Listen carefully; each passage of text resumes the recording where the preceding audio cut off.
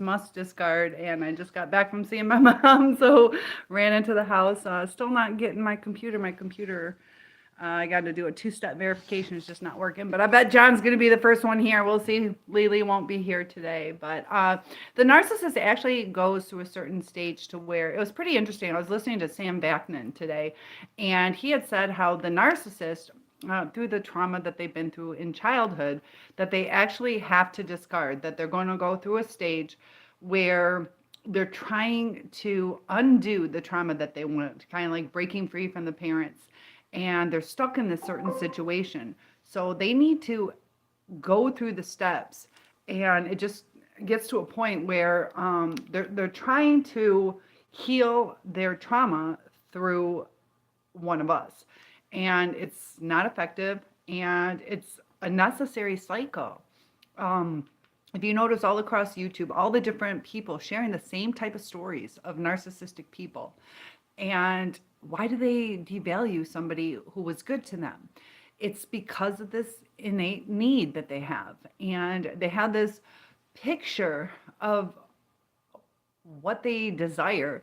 They go through that love bombing stage to create this illusion, also to get people to like them when if they were just themselves. That's why with love bombing, that they can't just invite you over for dinner. It's always got to be something big, or they're over the top on the like communication where they're blowing your phone up, and it seems like great communication. They seem interested in us, but it's to suck us in to get that deed done where they do the discard.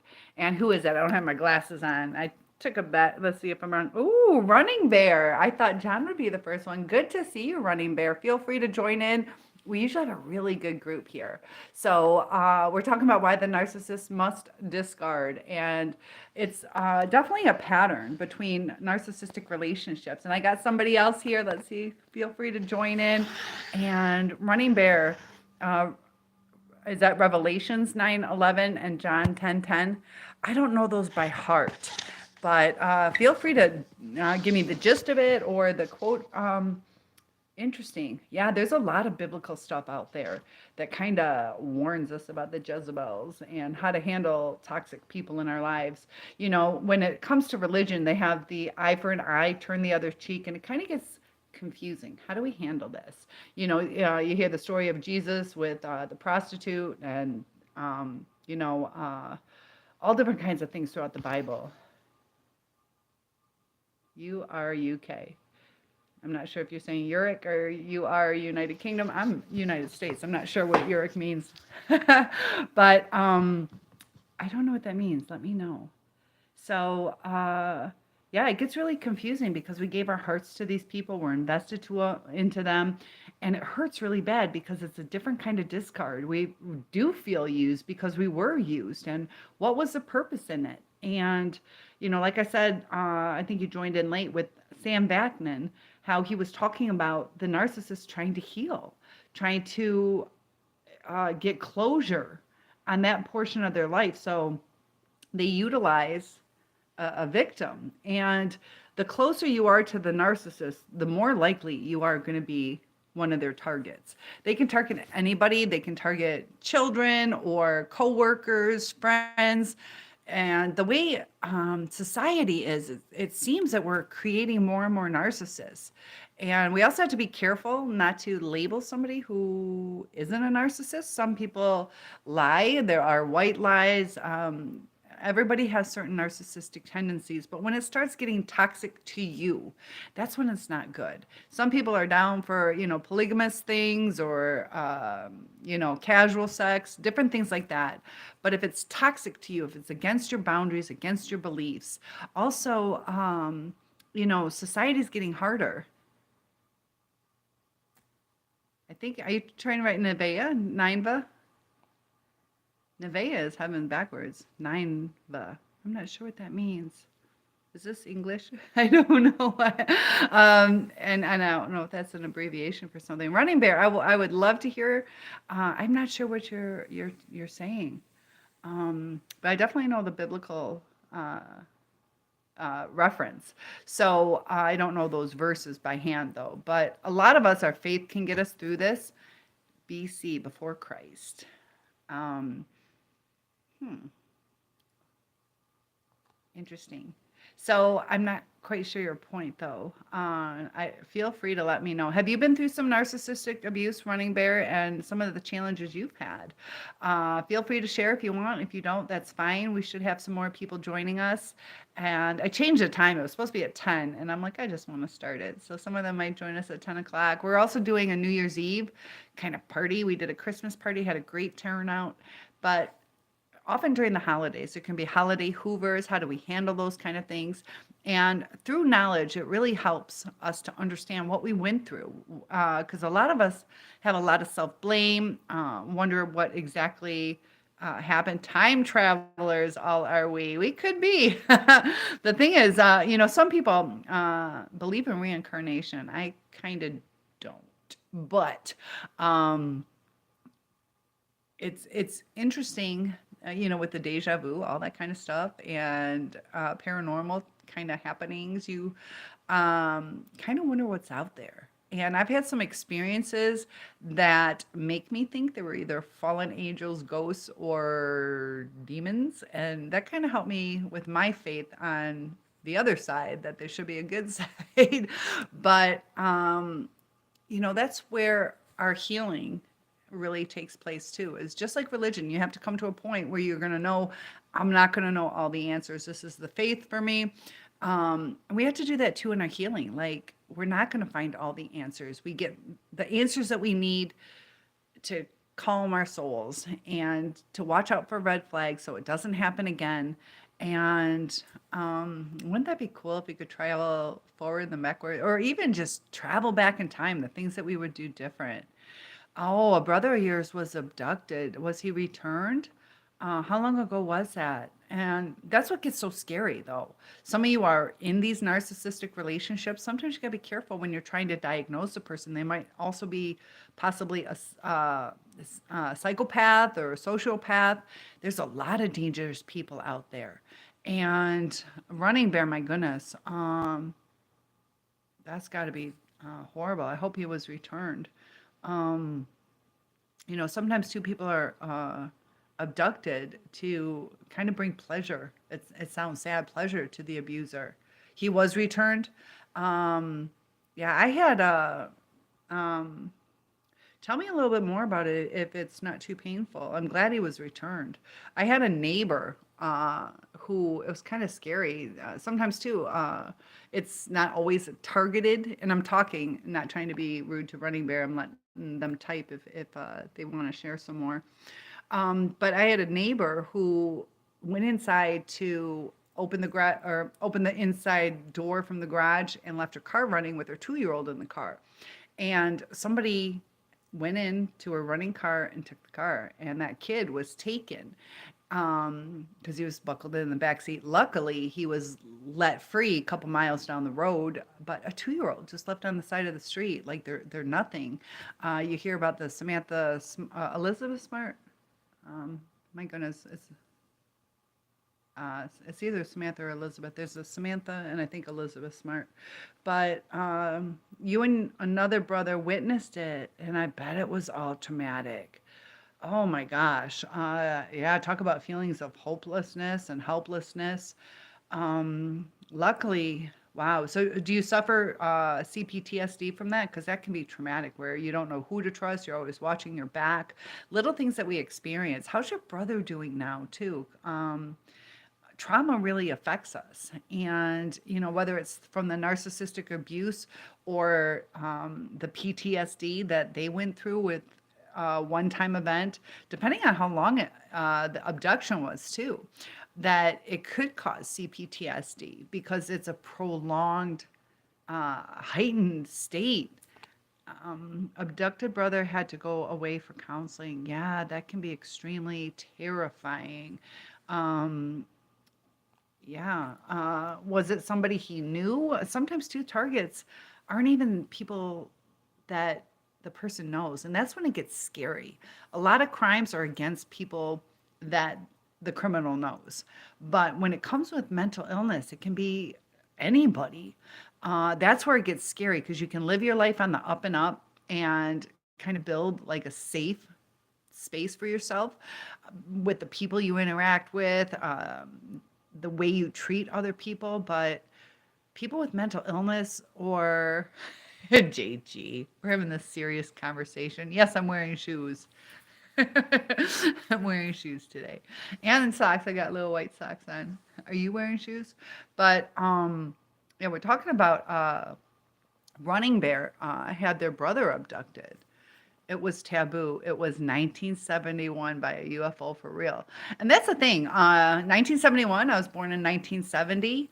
And I don't know about UFOs. I don't know what's real and what wasn't. So you believe your brother was taken by a UFO? Feel free to let me know about that. And how did he get returned? Yeah, I've heard stories. Like I can't say yes or no on that because I don't know enough about it. I've heard different stories about Area 51, also alien autopsies. I watched something on that. And you hear about people with microchips and the crop circles. And it is taboo, you know.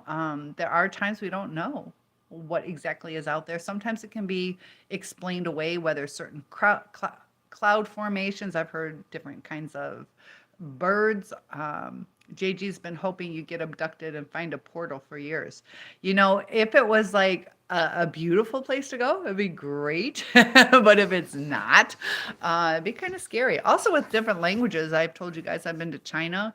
And when you don't know the language that well, it's really kind of scary. 30 minutes unaccounted minutes lapse. So what was that like when you saw it? Was it like a beam or was it a spaceship or what kind of thing that it happened? And do any of you guys remember those 30 minutes?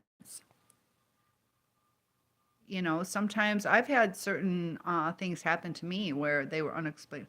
4 orange lights. And interesting. And that's the thing too, like a lot of people want to say that certain things didn't happen. And just because we haven't experienced it doesn't mean it didn't. So I can't say yes or no to this. Just like the perceptions on narcissistic relationships, different perspectives and empathy is when you can relate to it. So Running Bear, you know, if this happened, that must be extremely traumatic for your brother. Are they telling him it did or didn't happen? And JG might be trolling me. They might be messing with me. You never know. You never know. But you know, it's interesting what people see and how people interpret different things. So your two brothers don't talk of it. And yeah, a lot of times too, it's like when people don't see or we fear that they won't see what we see, whether it's a narcissistic abuse or whatever, people tend to shut down. And a lot of times with the narcissist, that's where the problem is, you know, they don't want us to see their truth, their reality. They want to lock us in a sense, fool us. And Samantha joined us. Hi, Sam. Good to see you. Yeah, I just got back from my mom's. I was going to go on at 10, and I'm like, I just want to go on at 9:30. So thank you guys for joining me. I'm hooked up to the electricity because my phone was dying. So feel free to hit those likes, help with the analytics. I always get the algorithm. I always say it wrong.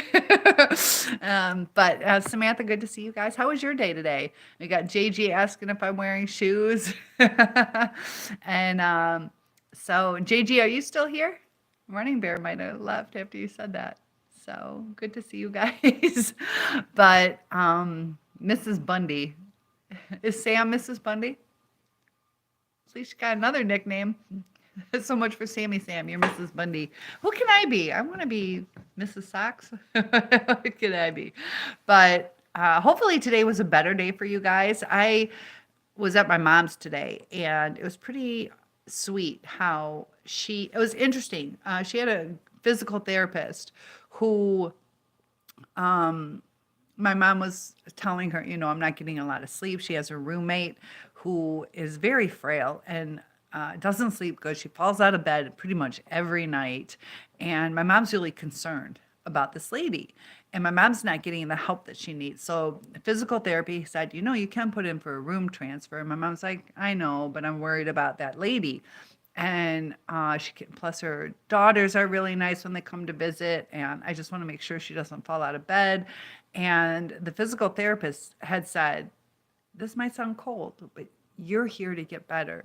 And, sometimes too that, like in my mom's situation, that we sometimes overlook our own needs. Like the reason she is in this place is to get better, to get stronger, to live her life.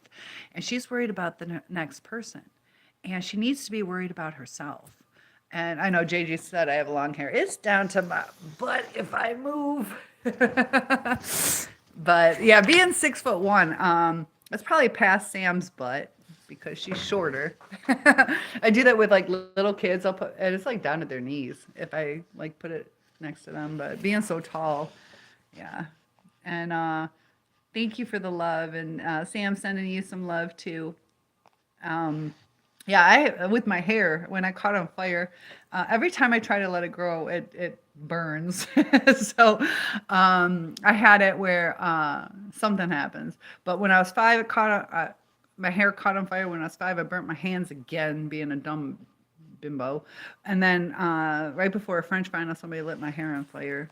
And I don't know who Lisa Haven is. What's the benefits of long hair? When I travel, I can use it as like a curtain, cover my eyes so I can sleep when it's dark. Actually, it's kind of a tool. I do use it for quite a bit of stuff. So there are benefits, and I don't know of a different hairstyle. So that's the benefit. That's the benefit. So you hate my hair, JG? It keeps you warm. I like being warm. There are some things that this is sad to say, but I had a car accident because of my hair. I went to look and my hair got in the way, didn't see a car coming, and car rammed right into me because I pulled out in front of it so I didn't look. My hair was in the way. Not dumb. You just shaved your beard. It was long. Yeah. And in the winter, I know a lot of guys will grow their beards because it's a little bit warmer. Samantha says, I reject the Mrs. Bundy, LOL. I will keep the Sammy Sam, just not Al Bundy's name. Yeah. You like Sammy Sam? Okay, cool. I win. Ha ha, JG. And you'll stop. I'm just teasing you. No, feel free to join in. Feel free to join in. So he'll stop calling you Mrs. Bundy, though. Yeah, Miss America. She likes Miss. You'll be Mrs. America. I'll be Miss America. How's that? Because we have a lot in common. We got to be the Americas. You can give us that last name. But my mom was really concerned about the lady next to her and not concerned about herself. So as we're going through these things, Sam, I had posted at the beginning of this video how Sam Vaknin, who's well-renowned, he's kind of like top dog on narcissism. He's a narcissist himself, been diagnosed 2 different times. And but he had said that it's a cycle that they have to go through. And the reason that they need to devalue and discard is to try to get closure on the childhood trauma that they went through. So they take on a victim, and they have to, it's like using somebody to work through the problems. And as a child gets older, they break free, and it's just this weird dynamic. And narcissists will laugh at people when they get hurt. They sometimes find pleasure in people's tears, where they actually get an adrenaline rush. It might be a sexual stimulation to them. And narcissism is almost like mind-blowing. And I'm studying more and more on all the different mental illnesses. Mahogany joined in. Good to see you, Mahogany. Yay! And Lily isn't going to be here tonight, but she'll be joining us on New Year's Eve. So if you're able to join us, so Sam says, haha, probably is down past my butt. Long, beautiful hair. Mine is only to my boobs. And haha. So yeah, we were just talking. What tools? What do you guys use your hair for? You can floss your teeth with it. There's a lot of things you can do with it. I've what else have I done? I don't know. I've done lots of things with it. So I use it a lot with when I teach English as a second language, kind of showing what long means and short. And I don't know, I use it a lot. It's my tool. JG writes, psychology is mind blowing. It definitely is. JG has short hair and shaved his beard. Sam says, hi to everybody. Love all. I love you all in fun. Yes, we have lots of fun here. I know John is probably going to be joining us. Thank you guys for coming. I was going to go on at 10, went on at 9:30 because I miss you guys so much. And, my mom, I was telling you about what happened today, how she's concerned about the other person. And she's concerned about me too. I gave up my trip to Florida so I could spend some time with her. And she feels guilty about that. And she's like, you're in this big house because now that my dad's gone and she's getting cared for, she feels bad that I'm here by myself and I'm away from my friends and my place. And that's like true love. I'm trying to give to her, but she's also like appreciative and concerned about me. And I told her, how's your mental state? And Lily won't be here till New Year's Eve. She is out and about. So that's where she is. She was sweet enough to say sorry she couldn't join us. So, yes, JG, she loves you as much as she loves me, and she's not going to marry either one of us. But yeah, lots of love. Love's good, whether it's relationshipal or friendship. So we got a good group of friends here. And thank you for that thumbs up or that like. Helps with the analytics. No, algorithm.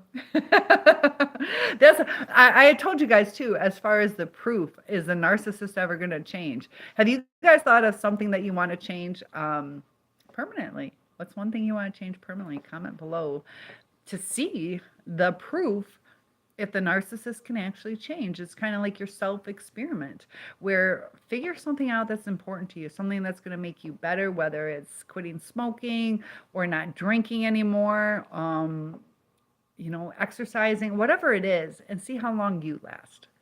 Just see how long. Learning a different language. And I don't know Lily's email. I'll check mine. If she said that she'd like to forward, I'll forward it to you guys. I just got back from my mom's at the hospital. So, JG, okay, I'll check. I need to check Instagram and all that stuff. I don't really do Instagram and TikTok. And I guess TikTok is supposed to be like super good to do. She was down. Yeah, if I have her email. Yeah, I remember that. I know she was down for that. I just have to like have it from her and have her say, feel free to forward this. Because, yeah, that was really kind of you too to say, don't put, there is more 444 store. Oh my goodness. Good. Thank you for joining us, letting us know you're here, and feel free to join in. We have a great group of people. Any questions, comments? But I know a lot of us have had a lot of trauma in our lives. Mahogany, feel free to share some more of your story. JG, we don't know too much about you. Have you been either dealing with narcissistic abuse or what's your story? Let us know. And anybody's welcome to join in, comment. We have a great group here. We'll have more people joining us. The channel's still growing, but hit that like button for those algorithms so it can grow. I'm hoping to have a good turnout on New Year's. I think we will. I'm really looking forward to that. But, a lot of us want to work through the relationship. Some of us still long for that person. And we have to understand what exactly it is that we're dealing with, because it can be so toxic to us. And sometimes we overlook it, just like my mom tonight. She overlooked the damage it was doing to her, the change in her lifestyle. Like, she could get home a lot quicker if she focuses on herself. So you can be kind to people, but you also have to prioritize when it's time for yourself. And Running Bear says, your father received shock treatments. They used to do a lot of different things with shock treatments and lobotomies. The lobotomies, they went in through your eyeballs. They used to do that, take out part of your frontal lobe. I can't imagine going through that kind of surgery. We also talked too about people who are in different institutions that were institutionalized, and there was nothing wrong with them, that they actually picked up severe mental illnesses, just based on the company that they were around. Also, the way people treat each other, it can really change somebody's self-esteem. So we have to be really cautious. And the Pavlovian dog, the trauma that we go through, the conditioning that we go through. Mahogany says, I think something is wrong with your mother. It's full of cars every night at her house. Ooh. You think mom's kind of like a party girl or doing some drugs or something like that? How old is mom? Because usually the older you get, the less likely you are to have a bunch. And are you saying that this just happened tonight, that there's a bunch of cars there? Because I'll tell you what, when I showed up to my mom's, she's now in a rehab center, but there was like EMS, and it was pretty scary. So Mahogany, expand on that, if it was just tonight. Sam says hi to Mahogany. Ebony just joined us. Hi, good to see you, Ebony. Fantastic. We got lots of our group. We got some more people. We got more 444 store. I'm just going to call you more store, just because it's going to be easier. We have Running Bear, who's new to us too. And yeah, I hope you guys can also join us on New Year's, because we're really starting to grow. I know John had said yesterday that was one of the best chats that we've had so far. And I think it's because we're starting to interact with each other, starting to get to know each other. And I'm really interested, Mahogany, what is up with your mother? JG says, we've all got narcissism in us. A little, maybe a lot. Exactly. Yeah, there's not one person in this world who does not have a narcissistic trait. And it's a survival technique. We actually have to have it. But the narcissist uses it beyond belief, and they can be really cold. Sometimes when we use it, we can use it, but we also use our empathy. So, like if I'm talking to you guys and I might not like what you have that you're wearing, I'm saying it with an empathetic heart. So should I lie to you? Maybe, if it's horrendous, ridiculous, you can be made fun of, I should probably say something. But if it just makes your hips look an inch bigger, do I really need to tell you that your hips look an inch bigger? So that's how we get along. Also, faking confidence, like, yes, I can do this job. I'm excited. I know exactly what, like during a job interview, if you're like, yeah, I'm really nervous, they're not going to give you the job. So some of it is necessary to get through life.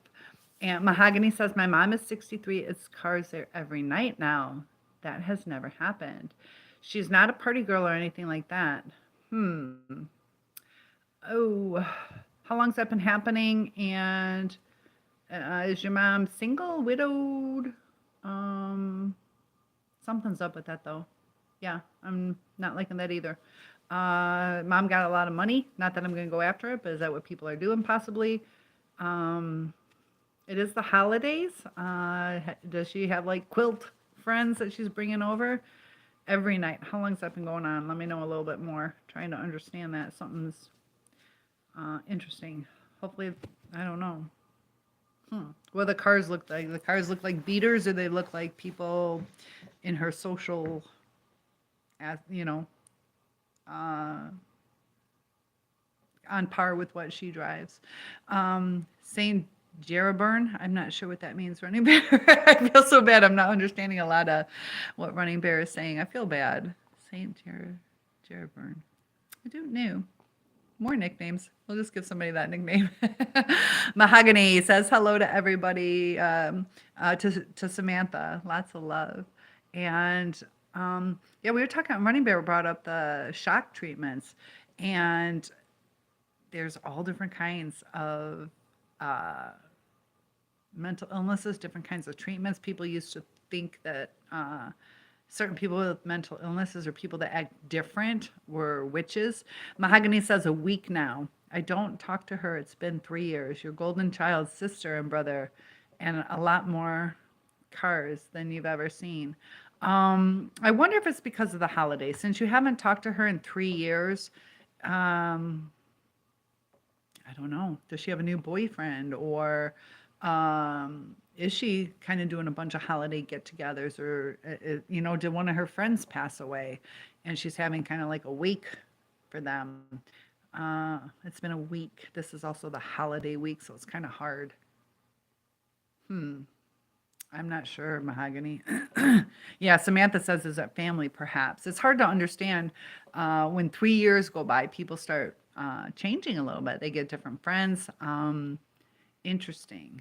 Mahogany, it's probably a get together, and she's probably not feeling good.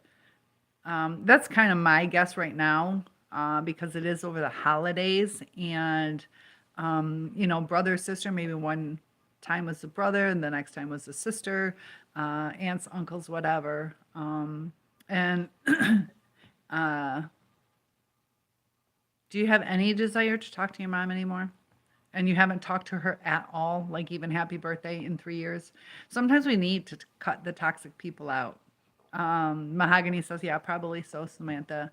So keep us posted on that. And I think you said your mom was a narcissist. Is that correct?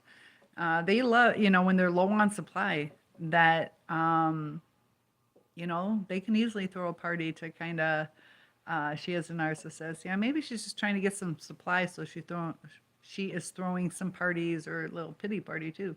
Ebony says, I was tempted to look at his and her Facebook page and literally felt a trauma trigger from what I saw last month when I looked. Them in the Bahamas. Said I didn't look, but a tear rolled down your face. I'm proud of you for not looking. That's going to help in your healing process. And I know it's hard, Ebony. We want answers. Sometimes too, we want to compare ourselves. Like, why them and why not me? And we're never going to know who the new supply really is. Like I said, looks are different. What's important to somebody, maybe red hair is more important than my color, but we think it's the body, and they're like, I don't care about the body. So comparing yourself physically, and we're never really going to know what that person's like, and they're just another victim. Ebony, I know it's really hard. I'm proud of you, because it's just self-torture. It's not going to change anything. It might make us jealous, might make us question ourselves. Why weren't we good enough? So you saved yourself some torture. And I know it hurts though, Ebony. I know. JG says, I grew up in Philly, figured out narcissists and manipulators better than everyone around me. Sounds douchey, but I could read people well and figured their psychology out. Hit some very low lows. Yeah, and that's the thing. Like, if you can see through some of the things, you can save yourself a lot of pain. Good for you, JG. And no, that doesn't sound douchey. You're lucky that you can read people. There's hidden clues, red flags that we often miss. And Mahogany says, I don't ever want to speak to my mom again. I get bad anxiety when I see her and my sister, and my heart tells me no. I took enough from them. And that's your body responding. And your body is telling you this isn't right. Who knows what the future is going to hold? You might feel something different. Right now, it's not the time. And, anxiety is really hard to deal with. And when you just subject yourself to it, you're just, just like Ebony, if she had looked at the Facebook, it's just trauma. And, if your mom's not trying to make things better, and also too, sometimes too, when the childhood trauma happens, it's not really undoable. And that's a hard thing, is it's ingrained in you. So, even if you try to rekindle with your mom, it's not going to be the same. It's not going to be enough. You could have something where it could be cordial and possibly loving in the future, but it's, I'm sure, a lot of trust issues, and, that would be a struggle. You both would have to want to work through it, and your body's protecting itself right now. So, you definitely, need to heal and all that. So, Running Bear, most hated grower. Grower of what? Are we talking about weed? Are we talking about your beard? What are we talking about? Most hated grower. I'm not sure what that means. Mahogany. I don't like when my sister used to tell me, what if she dies? That's terrible. Yes. It's guilt tripping you into, that you owe your mom something. And it is like a legit thing to think about. Like, are you going to mentally be okay with that? So, it depends on how your sister said it. She might mean it from a kind heart, but it's up to you. When you were in her, Mahogany continues, when I was in her life, it was always about money, and buy her groceries. It was never love, nothing. So you've probably already processed what you need, and your sister's asking you to unprocess what you went through. So yeah, I can understand that too. Um, yeah, because a lot of people will say that, like, what if the person dies, and you're thinking, you don't even know what I went through. So as long as you're okay with that, because that when that happens, you can't undo it. But if you don't want to talk to mom again, that's okay too. That is okay. You have to protect yourself too. And when you look back, if it was loveless, there are parents that make mistakes, but if it was loveless, like you said, always about money and buying her things. How does your sister feel about mom? Because you said sister was one of the golden children. Ebony says, thanks, Cynthia. It's not the physical comparison for you. She's no model. It's much, it's more or less, why did he pursue me? Thank you for saying that, Ebony. I can relate to that. Why the fuck? Can I add that in? Why the fuck? She just says, why did he pursue me so hard and walk me through the future only to discard me and treat me so terribly? And it's the hardest thing. Ebony, how did you get discarded? Was it, a lot of times they do that monkey branching where they go from one person to the next. Mine promised, hang in there, hang in there, hang in there for 2 freaking years, and then married somebody else and ghosted me. Last words to me were, of course I'll do right by you one time. And then ghosted me.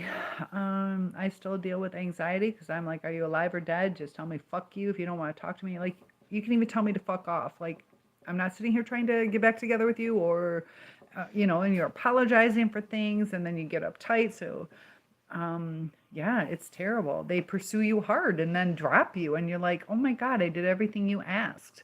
And it's just another victim. Like I said, they have to discard. That's why I'm glad you guys are here working through this, because it is a cycle. It's a cycle they need to survive. Just like plants, how they go through that life cycle. They have to die, germinate, and all that kind of stuff. It just keeps it going. It's almost like they fear a full death. Mahogany says, yes, my kids seen me go through it. They used to say, stop letting them use you. I kept on doing for them. I'm tired. Finally woke up. I left. I felt weak. And it drains you. It does drain you. When you try and it's toxic, it drains you.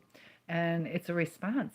Our bodies do tell us things. Just like when I was pregnant, I was underweight, and I craved peanut butter and butter. Never eat those. I craved it. I had a friend who was overweight who was pregnant. She craved watermelon. And, our bodies know whether it's physically or emotionally. Our bodies really do warn us of things. That's why sometimes, too, you have like a sense going down an alley, like, I don't know if this is safe. Our bodies are in tune more than we know. And Mahogany says, your sister and mother are just alike. She used to bully me in front of people. My sister is messy, just like my mom. I have nothing to say to her. And yeah, if your sister's just like your mom, especially, she used to bully you. Now, but my brother kind of gave me a hard time growing up, but he grew out of that. But if your sister's still doing it, and also too, sometimes the pain's too hard, it's okay to walk away. It is okay, just like my mom worrying about the person in the bed next to her. She wasn't worrying about herself, and her health is, her legs are swollen, going into congestive heart failure, and she needs to take care of herself. Just got over COVID, and she's worried about somebody else. and she's kind of on that cusp. Like I said, she was in ICU for a very long time. Still hasn't been home since that. So we definitely have to take care of ourselves. And then there's Brenda. Brenda, we got a great group of people. Got a couple new people here too. Thank you for that. I see that helping with my algorithm. That's so appreciated, guys. That's the best Christmas gift ever. But Ebony says we had a combo where I vehemently told him, good vocabulary word, I'm a teacher. Good job, Ebony. Where you vehemently told him you were tired of hearing about his stepson, about his steps. So I think he means stepson, and wanted to talk about us, you were tired of hearing about his steps. And wanted to talk about us, our next steps in the future. Correct me on that one. I'm missing what stepso means. But Brenda, thank you for joining us. Sorry, I'm all crackly today in my throat. Don't know why. Ebony says we texted a few days later, so I thought all was well. A week later, he texted me and said, can I call you after work? Then he called and broke it off. So abrupt, like the rug was pulled from under me. You're in a sense lucky that he acknowledged you. A lot of them will ghost. So even though that's painful, at least he did do that. But yeah, that's still like, what the hell? Like, we didn't have a fight. Yesterday I talked to you, things were great, or even 2-3 days ago, and all of a sudden it's like over. How long were you with him? Were you 14 months? How long were you with him? Okay, so your stepson. And you were tired of hearing about his stepson and wanted to talk about us. Yeah, he he just wanted to talk about him. And, it's an out. What was he saying about the stepson? Just like, oh, he loves baseball and he's so cute and I got him some new Jordans. Like, what was he saying about the stepson? Was he like, do you think you could take care of him, or do you think you guys would get along? What were the things about the stepson? Because it sounds like that conversation might have had something to do. He might have taken offense that you didn't want to talk about his son. So I'm not sure what you guys were talking about. Ebony, yeah, it can be abrupt. And that's the thing with narcissists is, boom, you say one thing wrong and you're done. He could have addressed it. Like, this is what's going on about the stepson. And, can we work through it? But it can just be crazy. Sam says, JG, nice to hear your story, adding background. And Ebony says, but then he ghosted you. I kept calling because I wanted to meet and talk, and he ignored me. I invested 10 months of my heart and time. Yeah, sometimes too, people, whether they're narcissistic or not, they're like, I cut it off, and that's it. They don't want to deal with the trauma they caused somebody else. And, Ebony, I know that hurts. Gosh. I know a lot of us haven't gotten the closure, but sometimes too, it's like, can we at least talk about it, see if it's salvageable? But often they have somebody else lined up, and they're focused on that, and it's hard. It's not fair. But Ebony, you deserve better than that. So he was pending a divorce and still lived with the ex and her son, which is his stepson. Yeah. Oh, and he was venting about the stepson disrespecting him. Like, who cares? I was tired of pouring and not receiving. We get to a point where it's like, enough is enough. And 6% of people who, because it technically is like an affair because he was still married, 6% are the one will end up with the person that they were with during that time. 94%.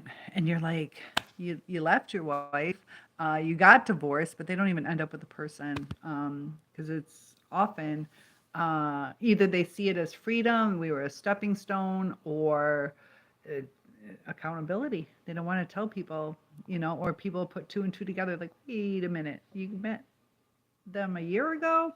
So it's just a frail ego. Barrett, what a cool name. say, hey there, just found your channel, live channel. Awesome. You dated a girl long distance for 8 months. It was wonderful. And then she moved across the country to move in with me.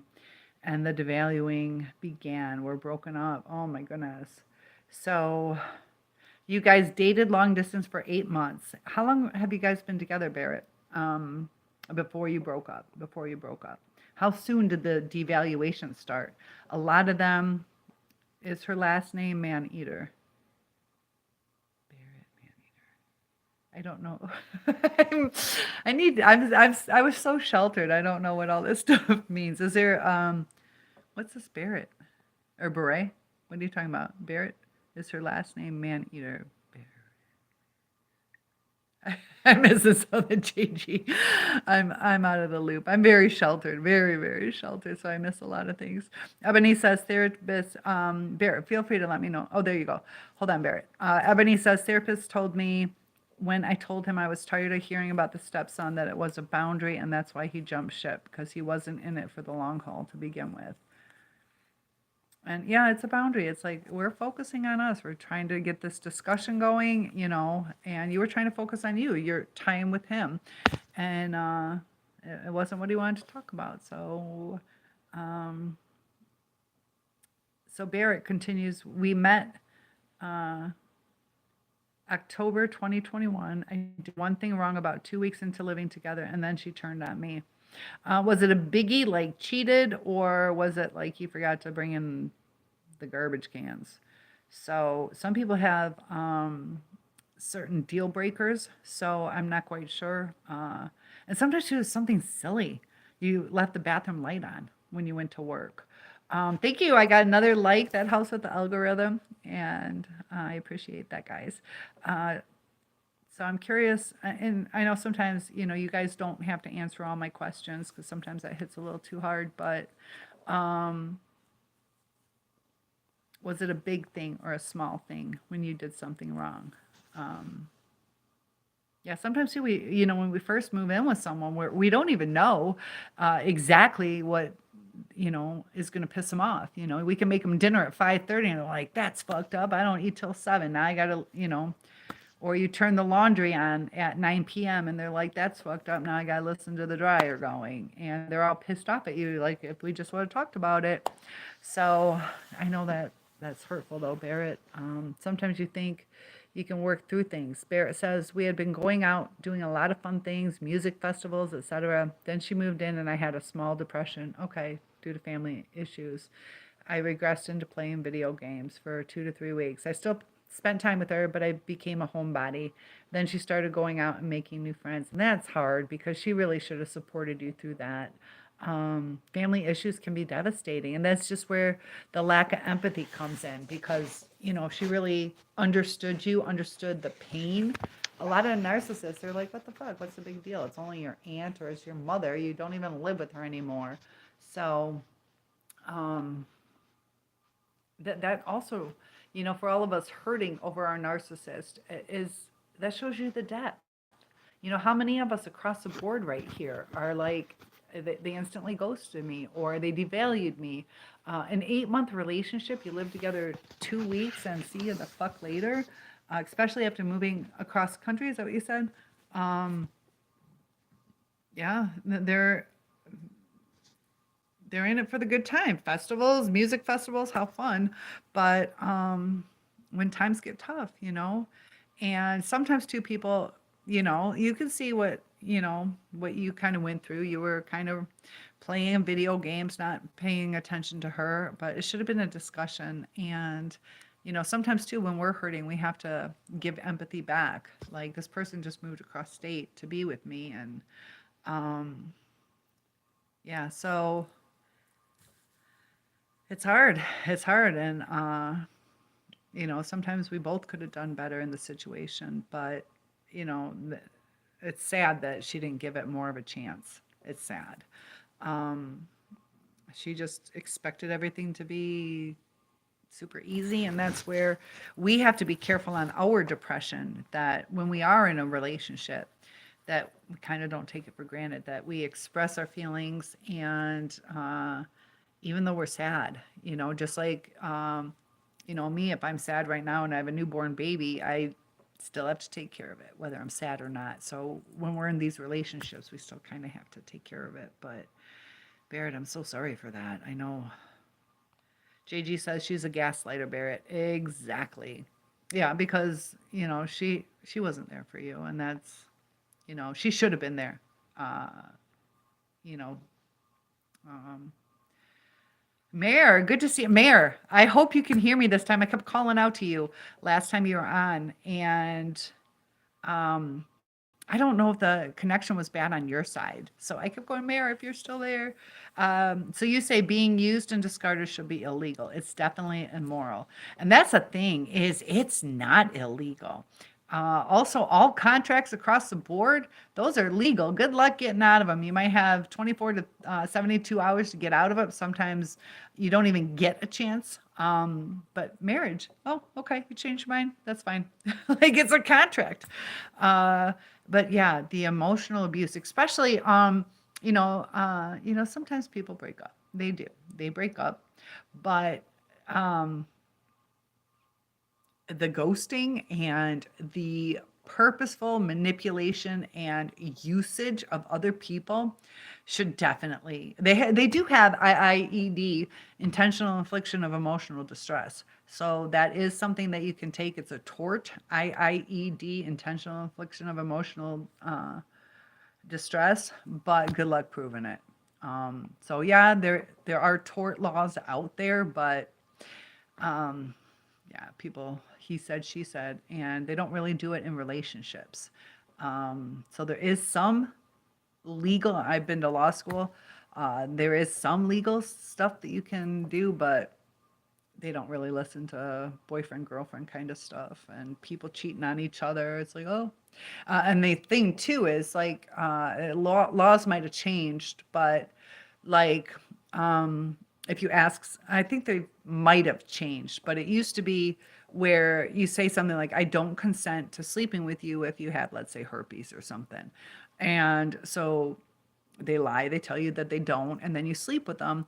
And it kind of nullifies it because you did the intentional act of actually allowing them to sleep with you. So even though you put that qualifier on it, they take it away. And I think they might have changed it a little bit, but yeah, they don't protect the victim. When you think that it's on the up and up, that you said, this is the only way I'll do it. And they say, yeah, they can lie. It's legal for them to lie and fuck your body up or cause distress. And it's okay. Mayor, Ebony says, Mayor, it should be a felony. Yeah, and even if it's a tort, that's not a criminal conviction. A tort is just kind of civil court. So IIED is not a crime. Intentional infliction of emotional distress. Sam says, it's evil for sure, Mayor. And Mayor says, I have to take care of me and I'm isolated, but I will not tell the guy. I just discovered as a narcissist how upset I am and the effect on my health because he's kind of like Teflon. Ooh, slippery and hard. And I don't know, you scratch it and they're damaged. Are you still with him? And how did you discover? I'm not sure your story yet because you might have shared it. I know you wanted me to answer some questions. For whatever reason that nightmare, your story wasn't coming through. JG says, we're a virus with shoes, Bill Hicks. Okay, well, at least I have shoes on. And I guess you could say that too. Some of these narcissists walking around, infiltrating and infecting. And they're walking all around, so that's where the shoes come in. Huh. Interesting saying from Bill Hicks, JG. Thanks for sharing that. Mahogany says narcissists get away with so much.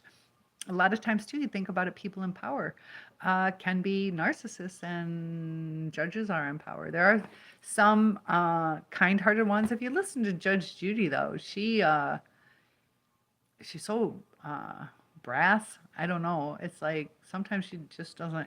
And I know she's probably sick of people lying to her, but I don't know. She's kind of harsh too. She doesn't want to hear your shit, so you can't plead your case. So yeah, you're right, Mahogany. Mayor says he was my medical advocate, and he was, oh, that's not good. Mayor says he was my medical advocate, and he was sexually inappropriate with me, and I'm disabled. Do you have cause for litigation? Yeah, sexual. Yes. That's um, how's it go? Sexual abuse. What's the right terminology in legalese? Uh, Sexual assault. Sexual assault. Just so you know, 1 in 3 sexual assault. 1 is penetration. 3 is like molestation. Or how's it go? Um, 1 in 3, I believe, have to do with entering the body if you're female. And then 2 and 4, I used to know it. Sorry, guys. 2 and 4 are maybe molestation type things or inappropriate touch. So if he's smacking your ass, that would probably be, criminal sexual conduct or sexual assault. Criminal sexual conduct or sexual assault. So, especially since he was your medical advocate, you were definitely the victim. That plays into it too. So that could be sexual harassment, utilizing his authority. So, Mayor, you definitely have criminal charges. That's not just him hurting your feelings or calling you fat or ugly. Intentional affliction of emotional distress. Yours is criminal. Yours is criminal. So I believe 1 in 3 is penetration somehow, maybe anal sex. I don't know if that would be 1 or 3. And I'm not sure with grabbing the boobs. 2 and 4 though, it's weird how they do it. IIED, intentional infliction. But you could also do the tort. You could also sue him in civil court. So yeah, Mayor, contact your police department and file a police report, and you can contact an attorney. They might be some pro bono attorneys where they don't charge. It would be the state versus him. So, and if you're in the United States, so the state will take on the crime. So the state will cover the cost. It's not you. He's going to have to cover the cost for defending himself. So definitely make a police report. How long ago did it happen? Because there are statutes of limitation. Can't remember with, I don't know, there's something, it's like 10 years maybe, unless up until the age of 18, unless it, I don't know, there's all these little technicalities. So if it happened when you were 17, you still have 10 years. But if it happened when you were 3, you have like so many years past 18 or something. But definitely contact your police department. Promise me you will do that. I don't have a P.O. box. I do have a, I could get one. What do you want to send me? JG wants to send me socks, I think. So, but yeah, Mara, there's definitely something that can be done, especially since you're disabled. You might get the state will take it. The state will take it. So you don't even need a pro bono lawyer.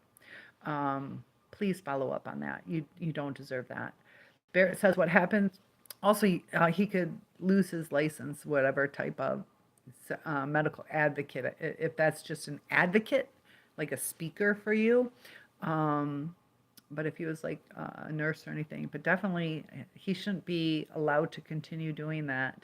And I'll support you in whatever way I can, Mayor, with that. You're in avoidance and you can barely get together envelopes and stamps, but I think I should let you know what's going on. I do have a email. Oh, he has a key. Contact the police. Contact the police, definitely. Yeah, because you want to sleep soundly. And I'm going to read hers and I'll scroll back up for you guys. Samantha says, Mayor, I think you have a case there because that dynamic is a big no-no. Yeah, he's not an ex-boyfriend, so they're going to listen to you. You're disabled. If you don't mind sharing, you don't have to. Are you severely disabled, like bedridden, or are you, and you don't have to share that, but sometimes too, they super take advantage. Gosh. I don't like that he has a key to your house, knows the name of the person who disabled you through violence because you trusted this guy. He was your only source of support after the rats destroyed my heating system, and I thought he was a good man until he came down here. I want you to save your words. I'm a retired disabled psychologist, and I know what you're speaking of. Um, Careful with your descriptions. You have victims on here who could be getting triggered and perpetrators. It could be getting turned on. I gotta go. Please post a P.O. box so that those of us who are not cyber savvy and who need privacy can reach you. I think that you care and have some wisdom, and I need some support from somebody trustworthy and wise. But I gotta go now. I'll post my email address for you. It's too triggering. Okay. To your nervous system is exhausted, and so is your immune system. I hope to connect soon somehow. No, I can walk. I'm in pain all the time. I'm a torture survivor. It's a long story. Yeah, definitely you don't have to put it out here. And I know you're grieving. Sorry if my words hurt you. Yeah, sometimes it's so fresh in our minds. You thought he was the most trustworthy, steadfast friend you had in years. The first thing he said was that he wouldn't hurt his wife, so I thought he wouldn't sexualize me. Let me see if I can type. I don't know how to type on the phone. Let's see if I can. But it's Gabrielle's Costumes. Somebody want to type this for me? Gabrielle's Costumes. Gabrielles. Costumes. COSTUMES @gmail.com. If somebody can type that for me. Yeah, Mayor, contact my email. And I can help you a little bit better. Gabrielle's Costumes @gmail.com. And yeah, definitely put in a police report. Please do that. Get your locks changed. That bothers me. Big hugs to you, Mayor. Thank you for logging back in. Get some rest and feel free to email me. I'll check it before I go to bed and tomorrow when I get up. I get up late.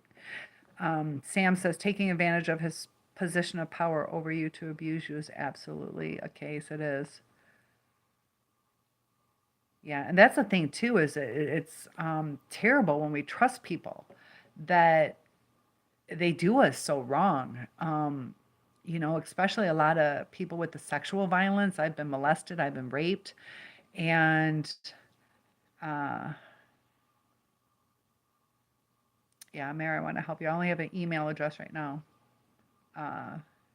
So Sam sending some big love and sorry about what you're going through. Mayor says narcissists who to be spiritual are the worst. I went to a Christian school growing up, and they're not all Christian. I'll tell you that. Some of the wildest ones went to the school.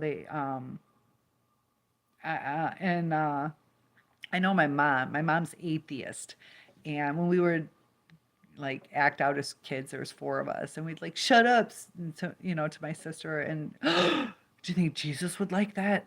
Now, if my dad said it, it made sense. My dad was religious. My mom used it to control us, and I'm not saying she was a narcissist, but people use religion. It's really sad, but I knew a girl who married a pastor. He was such a cheat and all that stuff. 6079 Smith W. For ye shall know the truth, and the truth shall make one free.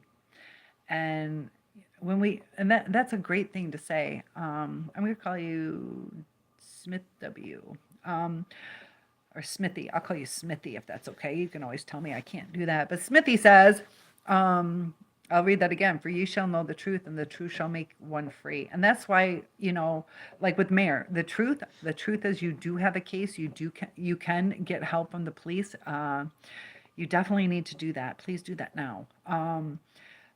But in dealing with these narcissists, I know Sam's going through some stuff. A lot of you are still with your person or hoping to get back with them sometimes.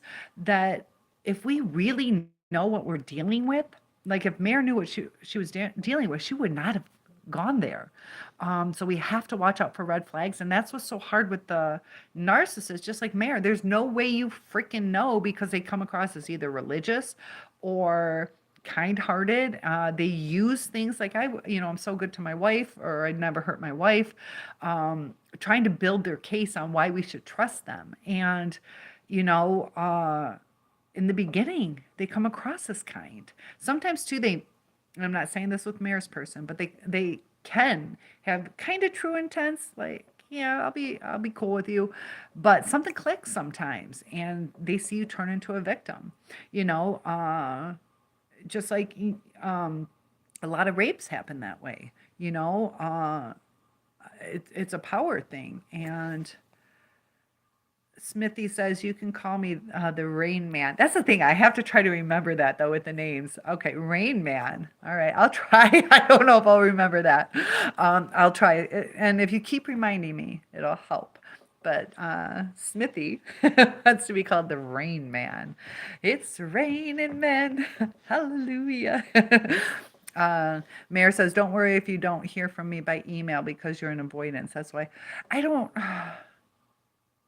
I don't know how you asked for. Oh, you don't. You just don't want it tracked by email. I don't have a PO box. Okay, because I'd have to go to the post office for that, and you can check the most easily even when in avoidance. Oh, which is John Hopkins University and the CIA's model, kind of weird model for a hospital in charge of the COVID numbers. Oh, so yeah, I'm sorry, I don't have a PO box. Hmm. Okay, I don't know. I want to help you though. You can't prove it. You could still. I don't know.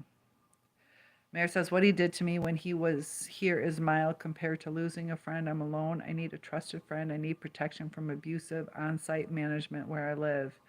Please see this. Um, so you lost a friend too. Did your friend live with you? Um, yeah, gosh, there are personal protection orders that you can put in to keep him away from you. Those are like only $10. I know you say that, what was the word you used? You didn't say denial, protection. What was the word you used? Avoidance. You used the word avoidance. But you got to protect yourself. You have to protect yourself. I know sometimes I'm not sure your definition on avoidance, where you just don't want to deal with it or you're avoiding the repercussions. I'm not sure your term. I know you say you can't prove it, but you can still put a personal protection order in there, make a police report, even if there is no evidence. Um, you know,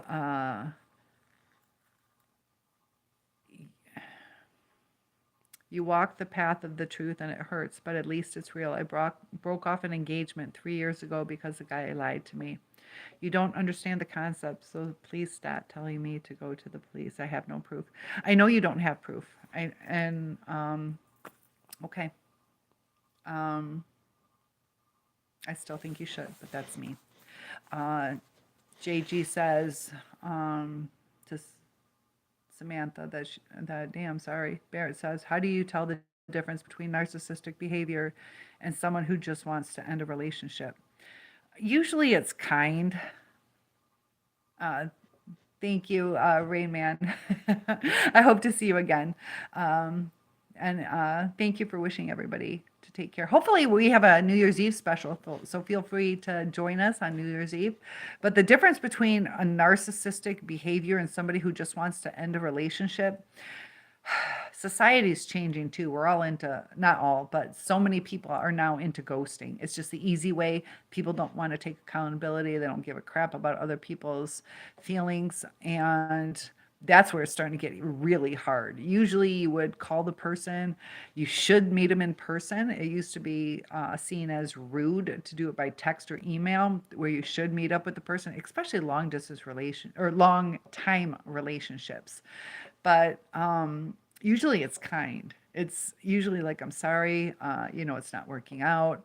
I had hoped this and that, but we're just two different people, or we've grown apart, as opposed to the ghosting or getting the other person so frustrated that they leave.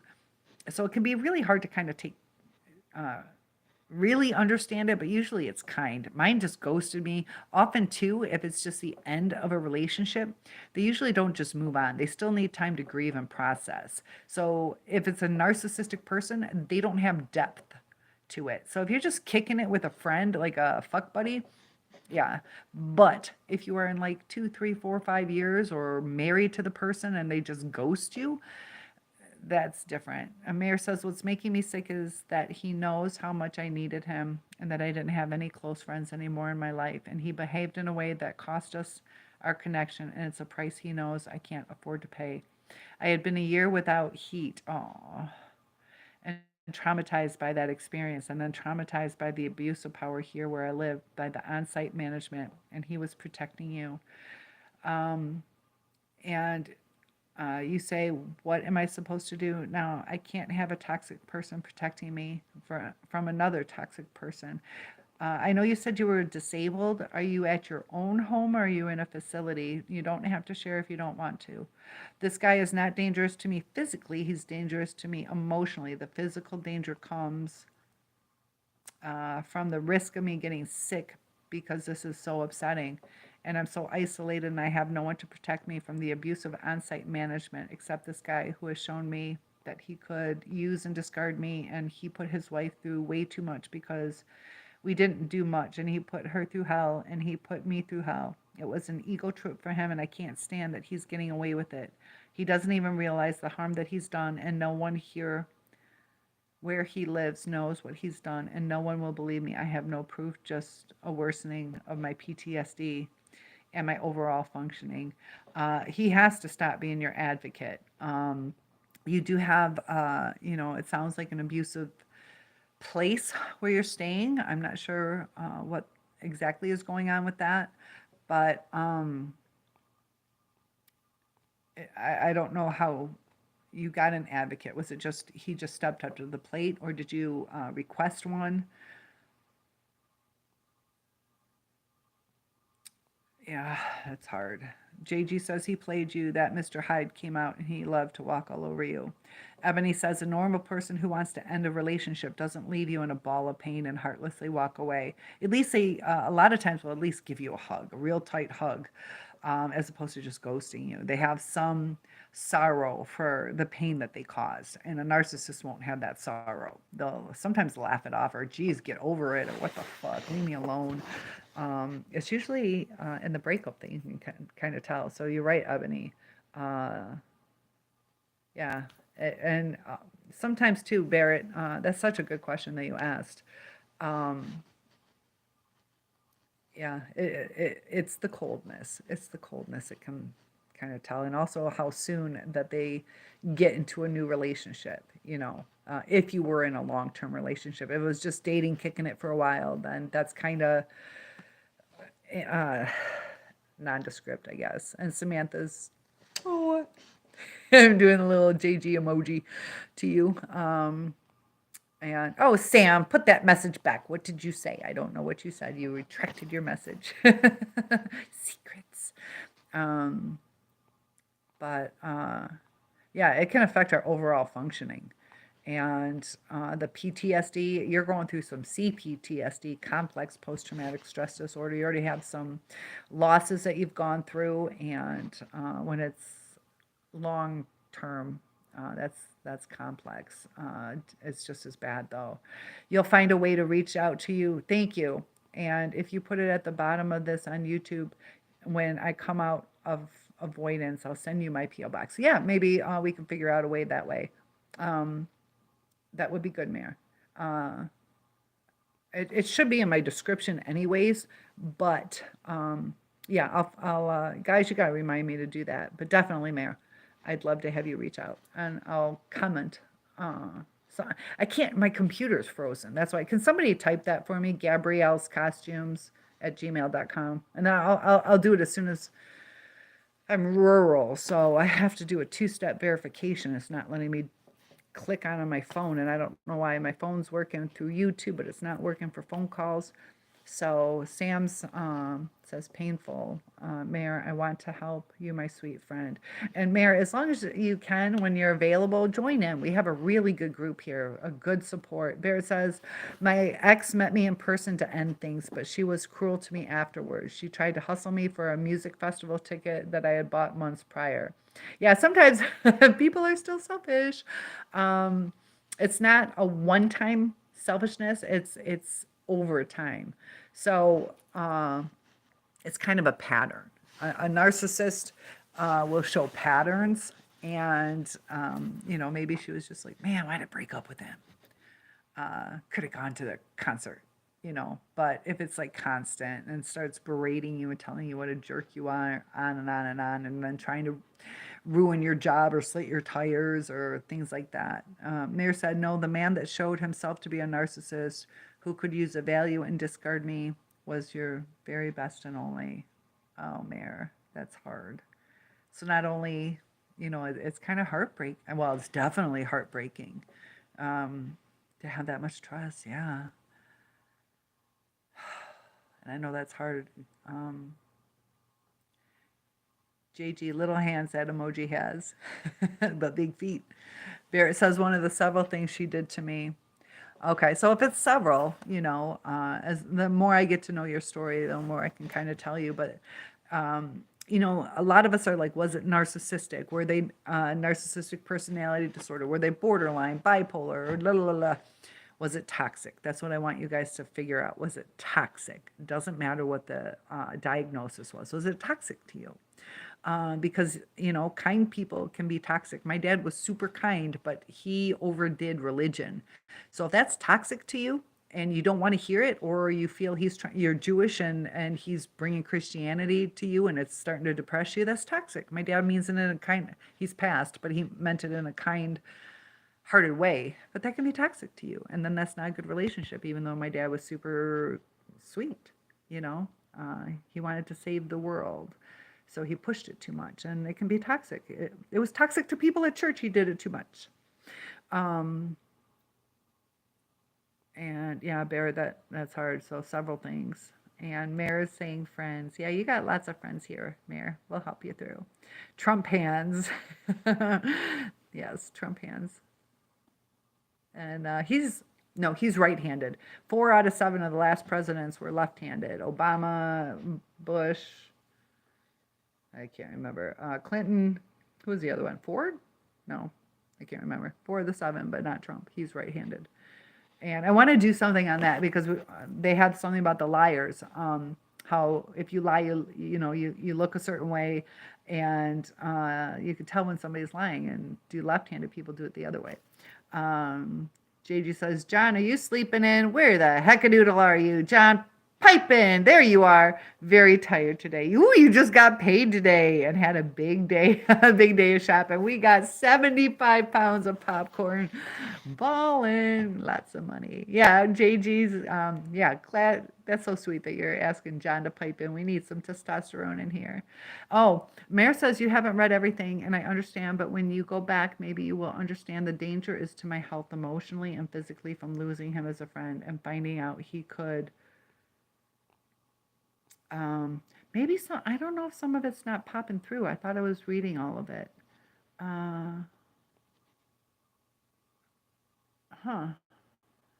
I wonder too if two people do it at the same time, if it pops through. I'm trying to read everything that everybody's reading. Sometimes I bebop around, but yeah, if you contact me by email too, I don't mind that. Because I try to read everything. Sometimes it flip-flops though. Ebony says, how do we handle feeling like they've won? I felt grossly defeated for a year, to be honest. Ditto times 2. The first one went through the same cycle. We were supposed to get married 3 weeks before the wedding. He wanted to postpone it, couldn't tell me why or till when, and so I left. Sometimes I kick myself for that. Should I have done that? But then he got with somebody 14 years younger than him. They were engaged for they were together for 4 years, lived together, and that fell apart. He didn't marry her. Then he was in another relationship for 13 to 17 years. I lose track of time because it's not my relationship. Like 13 to 17 years, and they fell apart. And then he was in another relationship. He's 59. He'll be 60 this year, I think. He's never been married, and he just is too afraid to commit. The other one got married, and time will tell on that one. That was a new marriage, but I don't know. I know that there's fights because everybody gets drunk. I don't know about him and her fighting, but like the family dynamics, there's he's gained quite a bit of weight, like a lot. And I think that is from heavy drinking or not taking care of himself. Time will tell on that one. He says he's happy, but that's the thing. In the love bombing stage, they are happy, and things seem to be going good. But he had told me that I don't love like other people do. That he doesn't know if he's ever really been in love. He doesn't know what that feels like. He also said that everything's about him. Everybody knows it's all about him. People didn't sign up for that. He thinks everybody is like cool with that. That's just gonna implode eventually. So, Ebony, it's up to you what you do with where you are now. You can end up the winner. Life is still going on. And, I think we feel that they won because we feel a loss. But we have to build ourselves up. And we can win by giving ourselves the best life possible. So when we're depressed, we have to snap out of it in a sense, purposefully try to rewire our brain so we can have the best life possible. And in the end, it's at least a tie, if not us winning. So freedom, like, the person he's with now is going to go through the same stuff you did, and she's not winning. So he's just going person to person, empty. And it's hard. I get exactly, like, I still kind of feel that way too. But we have to let ourselves win in our own life. And that's how we win. It doesn't matter who else wins. Like right now, it doesn't matter who won the football game. I'm not playing in it. Doesn't matter who won basketball. It doesn't really matter. I'm not playing in it. I'm playing in my life, and our lives are what matters. So I hope that helps, because you just have to refocus. You have to refocus, and that's so hard. Don't worry about the scores of the other games. Worry about the score within your life. Easier said than done, I know, but that's the best of. That's some pretty good advice. Sam says, John, now we just need Nathan. Yeah, where is Nate? Where is Nate? He's usually here. John says, very tired. And tell us about your big day. Was it a good big day? John says, hey, Sam, Brenda, I'm left with thousands of dollars in his debt. He has credit cards, loans, and even credit unions out of state. Took all the money from home improvement loan. And my sister's ex did that. Got her to remodel her house. They got married, moved in, but somehow he got out of it. I can't remember exactly how, but it was like 40 some thousand, and this was years ago, so it's probably like 60, 70, $80,000 worth of remodel in the kitchen. And that was must have been 2008 with the housing boom or crash. And her house, I think, was worth maybe 150, 160 at that time. And then plus $40,000 remodel. So that's like $200,000 into the house. And she sold it for, I think, $13,000, $6,000 to $13,000. Can't remember the final. The $6,000 to $13,000. Might have even been $6,000. Because it was close to 8 Mile. If you ever watch Eminem's movie 8 Mile, it's real close to Detroit, and that just went really downhill. Plus with the upside down mortgages, all that stuff. So she had to pay off a lot of money. And Brenda, they'll often, if they know that they're going to leave, they're just like, screw it, or they'll just take advantage of it for as long as you're with them. So Yeah, and that's why it should be illegal because, not only are we left to bring up, deal with our broken heart, they destroy us financially. Mine was $190,000 in court for a custody battle. He was a cop, so everybody gave him discounts. Plus, he kept filing police reports, state versus me, and he just did it to eat up my money. He would make up anything. Um, it was ridiculous. Yeah. And Mayor says, thank you, everyone. I didn't mean to dominate this chat. And sometimes, too, that's okay, though, because sometimes, just like when Horseman was on here, we had to take a stop for a second because he was in the middle, like the cops were on the way. He was locked in the house with, he's like, I don't know what to do. Luckily, the neighbors called the police, but he was kind of freaking out. So sometimes, um, it's triage. We're triaging who gets the most attention. So, Mayor, we loved you enough to triage you to the top. And yeah, I know it's hard. There's so many of us, and that's sweet. Like that's how Mayor was really kind too to realize that there's a lot of us on here that have a lot of different needs. And thank you. I see some more likes. That helps with the algorithm. I appreciate that. And yeah, Brenda, gosh. And that's why we have to be careful too, like going in on things, because we can be jointly and severally liable to where if both your names are on it, like let's say you and I put our names on something and I bail, you're still responsible for the full amount. It's not 50-50. Now, granted, I'll be just as responsible if you bail. So if I don't care about my credit, let's say I came into our relationship with crappy credit, like I don't care, like whatever. I can't get a mortgage anyways, or whatever my reasoning is. So I just take advantage of it. Why don't we get a car? Why don't we do this? Why don't we get a new TV? And then I can take the TV. Both our names are on it, and people know how to use that. And jointly and severally liable. So just because both of you are on it doesn't mean that they have to come through. You take it to court. There's like, sorry, both your names are on it, and they don't go 50-50. It's jointly and severally, either together or apart. Somebody's going to pay for it. Graveyard Moran, because he's working the graveyard shift. John's a night owl. Yeah, John.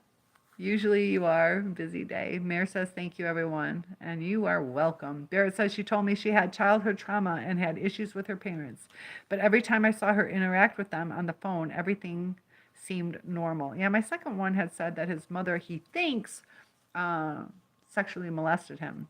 And it was like super early. But then it's like, yeah, she passed away. But yeah, you wouldn't know, and sometimes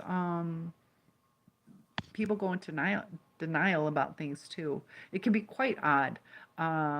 She might have had trauma, honestly, even though it seems normal. She might have. It's weird, Barrett. Some because of like the Stockholm syndrome, where you're in love with your abuser. So it's hard to say. But it probably, I don't know. I don't know, Barrett. And we never know. We never know. It could be exaggerated. It could be truthful. It could be distorted memories. Yeah, I don't know, Barrett. I don't know how to answer that one. And sometimes too, people think, if let's say my mother said, I'm worried about your weight, and then I'm like, my mom used to call me fat. She called me a fat ass, and little things like that. When she's, people take certain things certain ways. So I'm not going to say she didn't, or I'm not going to say she did, Barrett, but hard to tell because yeah, some people act like just like some of us, we hide some of our pains, Brenda says, my attorney working on having him be responsible for everything he obtained by fraud. Yeah. So it could be too. Yeah. If you can prove fraud. That's going to be hard though, if you were in an intimate relationship, but keep us posted. Hopefully that works out for you. And what sucks too is sometimes try to get attorney fees covered too. You can try it for that too. Not only the lost money, but also attorney fees, because you shouldn't have had to pay for that. Definitely ask for that. Samantha says, "No, you're perfectly fine, my friend. Thank you for telling us, so we can help you, Mare." See, Mare, I told you. Yeah, Mare sends a big bunch of love to Samantha. And like I said, Mare, we are here for you. We're here for each and every one of you. You're in a community property state. Yeah, I keep forgetting that sometimes too. Yeah, the different kinds of states make a difference. Gosh, John says, I've met people like that, Cynthia. So, Brenda, keep us posted. Mare is very thankful to Samantha. I feel less alone, and that is the most important thing right now. You're very kind, and that's the very best medicine, truly. And it really is, because a lot of times during this abuse, nobody really believes us. And we feel alone. We feel isolated. Some of us are alone, like I live alone.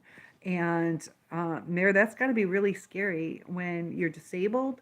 Um, the people that you rely on to help you, to protect you, um, it can be frightening. And also dealing with everything you're dealing with. Sometimes we need a break to calm down, to relax ourselves, to just escape for just a little bit and know that we're worth being loved, because we feel so taken for granted. And we forget just how special each and every one of us are. And we wish we were able to be closer. Um, I know, I wish I was there to come save you too. I don't even know where you are. Um, some of us, it's all over the world. You don't have to share where you're from, but a lot of us are Eastern Standard Time. I know some of you are from outside of that. And more of those likes. Thank you for helping with the algorithm. You guys touch my heart every time you do that. So you own your home, but not the land that it's on. Okay. And you asked him to be your advocate because he was being such a good friend to me, primarily over text. Now, when you asked him to be your advocate, did you do any like contracts or paperwork? He's not power of attorney or anything, is he? Try to get him off power of attorney if that's what he's doing, because he will take you for everything. So be cautious of that, how you handle things if he's power of attorney. Somehow you got to get that in writing that he is no longer able to do any judgments for you. Judge, I think you know what I mean. JG says loneliness is the poverty of self. Solitude is the richness of self. And I think it was you that said that before. That is perfect. Yeah, loneliness is poverty. We're bankrupt at times. That when you're solitude is the richness of self, where you can just be content. You feel full, and it's a richness within you. And I'm just like you, Mare. I love my own company too. I'm just not delusional, and I know I need protection. Yeah. And if I knew I had someone to step up and protect me from the abuse of on-site management, I could get on with grieving and letting go of what's just happened. But I'm really tired of my discernment failing me. And thank you, John, for saying I'm inspiring. Can I turn? Oh, let me see if I can. I can talk. Oh, okay. Is that helping at all? Sorry. I need a new phone. I could talk louder too. Do you guys like it better when I'm on the computer or on the phone? I use a headset. Maybe I could, I don't know. Could I use, nope, I can't use that. I don't know. Maybe I'll have to figure some way to, I bought microphones for just like earbuds and they didn't work. So I try. And Mare says, Cynthia, I really appreciate you addressing me. You are life-saving with this thing. I don't know if you or anyone there knows how alone I was feeling. Thank you so much. I feel like I exist again. And you have people interacting with you. So it's not just me. There are people out here on this site that really do care about you. And Samantha says, always friends forever, Mare. And Mare says, gratitude, real love, and comfort to you all. JG says, Cynthia's an ace. JG, did he remarry? Are you talking to me or to somebody else? If you're talking to me, First one never got married. Second one did recently remarry. So I don't know who you're talking to. Mayor says, I really appreciate the sympathy. I've always been the helper in life. I've never needed help before. Before, I am much more comfortable being the helper. And sometimes that's kind of like what I'm like. I did a video on egoism. What is an egoist? And we're so used to it. Sometimes we hide our own needs and they don't get addressed because we're helping so many people. And I kind of do that too. You know, like right now I've been going to see my mom at the hospital and I'm really drained. That's why I looked forward to coming here because I need some uplifting stuff too because I'm always giving. You know, I'm supposed to be in Florida right now. I'm away from my house. You know, just I'm like almost never home. We had it really hard with my grandpa passing away, my who lived here. So within 2 years, we lost my dad, my grandpa, and my mom's in the hospital. So I quit my job. Actually, 3 years. My dad had his leg amputated, so I give and give and give. And you know, sometimes I'm seen. I think part of the reason I'm still single is I do everything myself. I'm very self-sufficient. I've built like so much of my furniture. I've replaced toilet seats. I can hang drywall. You know, I don't need a man. But they look at, you know, he was dating a chief of police. So she went up, and that's the thing, JG, my degree is in criminal justice. And when we were together, I had an offer for a job and I asked, you know, I needed 3 references and he's like, no, I don't want you being a cop. And he would not support me in being a cop. And that was a thing that was so weird. And I get this a lot. People are like, you have so much potential. So I got fucked over because I have potential. But he ended up with chief of police. When we were together, we broke up. I was pregnant. He started dating somebody else. He told me he didn't want a child. It was before we were getting married or anything like that, living together. But I ended up pregnant. And so he starts dating somebody with a kid. So he broke up with me because he didn't want to be with somebody who had a kid. Now, granted, it was his kid, but he breaks up with me to be with somebody with a kid. And then he didn't want me to be a cop, but he ended up dating a cop. And they blow your fucking mind, you know? No, a female. He was with a female. He's not gay. She was a female. So, and now it's not another cop. A massage therapist is what I heard. I think she's on the up and up, but I don't think she's like, you know, a playful massage therapist. But it's kind of like, No, he didn't go to the rainbow side. And yeah, she had beautiful long blonde hair, nice looking lady, you know. So no, you know, she was. Some people would think hot. Mayor says, I don't know if anyone's allowed to say, but is anybody in Northern Coastal California by any chance? I used to live in Sacramento, which is by San Francisco, I think. Yeah, you're allowed to say that. If you guys don't want to share, you can email me and I can forward it to the mayor. Right now, I don't think we have anybody out that way. I'm not sure, Mayor. JG says that he's not mayor. I'd love to know where everybody is around the country or around the planet. They would give me a sense of even more connection if it's safe to say. A lot of us are like from Pennsylvania, United States, Ohio, Ohio, Florida, Michigan, and you were in Santa Cruz. Is that his last name? He was just at my house. Look at Santa Cruz. Do you see Santa? Can you see him? There's Santa Cruz. What did I just break? I'm at my mom's. Uh-oh. I broke something. Probably, oh, I don't think we have them. My grandpa made some beautiful, I'm killing Mrs. Claus right here. Scooch up. Made some beautiful glass blown silver like real silver ornaments, but I think they're packed away. All right, let me. I'll catch up. JG, I love that rainbow side. No, he's not gay. Um, when you were very young, you were attacked by the Cookie Monster. You're just kidding. I think I attacked the Cookie Monster, stole all his cookies. Um, you're so silly, John. A good personality. In the fall for a little bit. Oh, so I think we should all just be safe at JG's, nice and warm. Mayor says, give your attention to others. No worries. I'm grateful for all your attention. I'm sure you'll go back and read this, and I'll look forward to connecting with you. And this has been such an unexpected gift. Well, Merry Christmas. And if you don't celebrate Christmas, Merry today.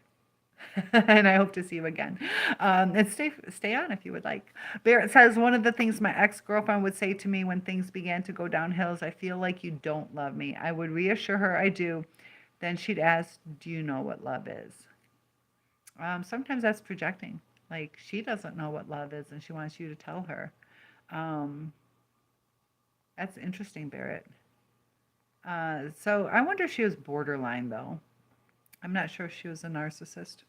We need to dive into it more. And I'm not a clinician. I'm certified to teach psychology, but I'm not a clinician. So I'm only telling you my perception. Barrett says, I was shocked. I didn't understand why she was asking these questions. Yeah, because I've done stuff like, do you love me? But do you even know what love is? Like, yeah, that's kind of interesting. And that's the thing. Love is different to different people. You know, everybody has different love languages. And she asked those questions because she was insecure in whatever type of love that she needed, that there was holes. And maybe the love that she needed was from that childhood trauma where she needed the perfect whatever, and there is no perfect whatever. So because she didn't have perfection, you know, it's interesting how their mind works. Mara says, I think it's important for people to define what they mean. That's exactly what I'm saying, Mara. You're right when they use the word love. I mean, I wish it was so consistent that we all knew and we all behave that way. Exactly. And that's the thing. Like, what is love? What loves you going to my dance recitals? You might be like, wait a minute, I pay for the house, I do this, I do that, I mow the lawn, I have dinner with you. And I'm like, you don't go by dance recitals. So people see things differently, you know. And next time something like that happens, you can tell her, this is what I think love is. What do you think it is? You know, and make it into a discussion. But John says, that's exactly what I was going through, Cynthia. Some people thought I was making up this narcissist stuff. Because people don't understand it. People don't understand it. And also, like, they're like, they did what? They would not do that. Like, a normal person would not do that. And they think we're the crazy ones, you know, or you're just remembering it wrong. Like, why would he tell you he's taking you to Florida and then take you to California and you must have heard him wrong? And you're like, no, because I told him I didn't want to go to California or whatever it is. And, you know, sometimes they just don't understand us. Brenda says he obtained credit cards by forging. Oh, you got, yeah. And then gave the credit cards to other people and charged big. Oh, you got even a motor home, Brenda, boat. Holy shit, how's your credit that good? Me, you can get a candy bar. But, oh, wow. He forged your name. That's easy to prove. Because even if you traced it, you can tell by the pressure and the little, yeah. Hopefully they have that scanned in where the signature is. Also, this is scary though. Was it an electronic signature? Well, they can trace it back to the IP address. Did you guys live together? I'm sorry, I can't remember everything. Because it'll trace back to the same household IP address. I'm trying to do some detective work with my criminal justice degree. Yeah, because a lot of things now too, it gets scary because you can do electronic signatures. And a lot of times too, it's just typing. You don't even have to try to do the swirlies. Oh, Brenda, oh my gosh. Wow, that is big ticket items. You're not talking designer jeans. You're talking big ticket. Mayor says, have any of you taken emotional stress really hard in your stomach? And if so, what helped? I don't mean my intestines and I don't mean heartburn. I mean pain in the stomach. You might have ulcers. Avoid milk. Um, are you sure you don't have ulcers? Uh, you're talking stomach, right? Um, you might have ulcers, which uh, can be an effect of that. So you might need to get that checked out. I just know avoid milk. Might need some stuff with the acid. I'm not exactly sure, but be careful on that. Don't have spicy foods. Um, and I went to nursing school too, but I'm not a doctor. So these are just advice that you can take uh, to do a little more research. So that's my guess, ulcers. Mayor says we feel like they won because often nobody but us knows the awful truth about them. Yeah, it seems like they're winning because everybody's cheering them on. Excellent point, Mayor. John even agrees. So true. JG says whatever's best quality. Um, whatever's best quality. Let me know, JG. I must have missed something. Best quality. We're still talking about John's chocolate chip cookies from the Cookie Monster. I'm not sure what you mean by whatever's best.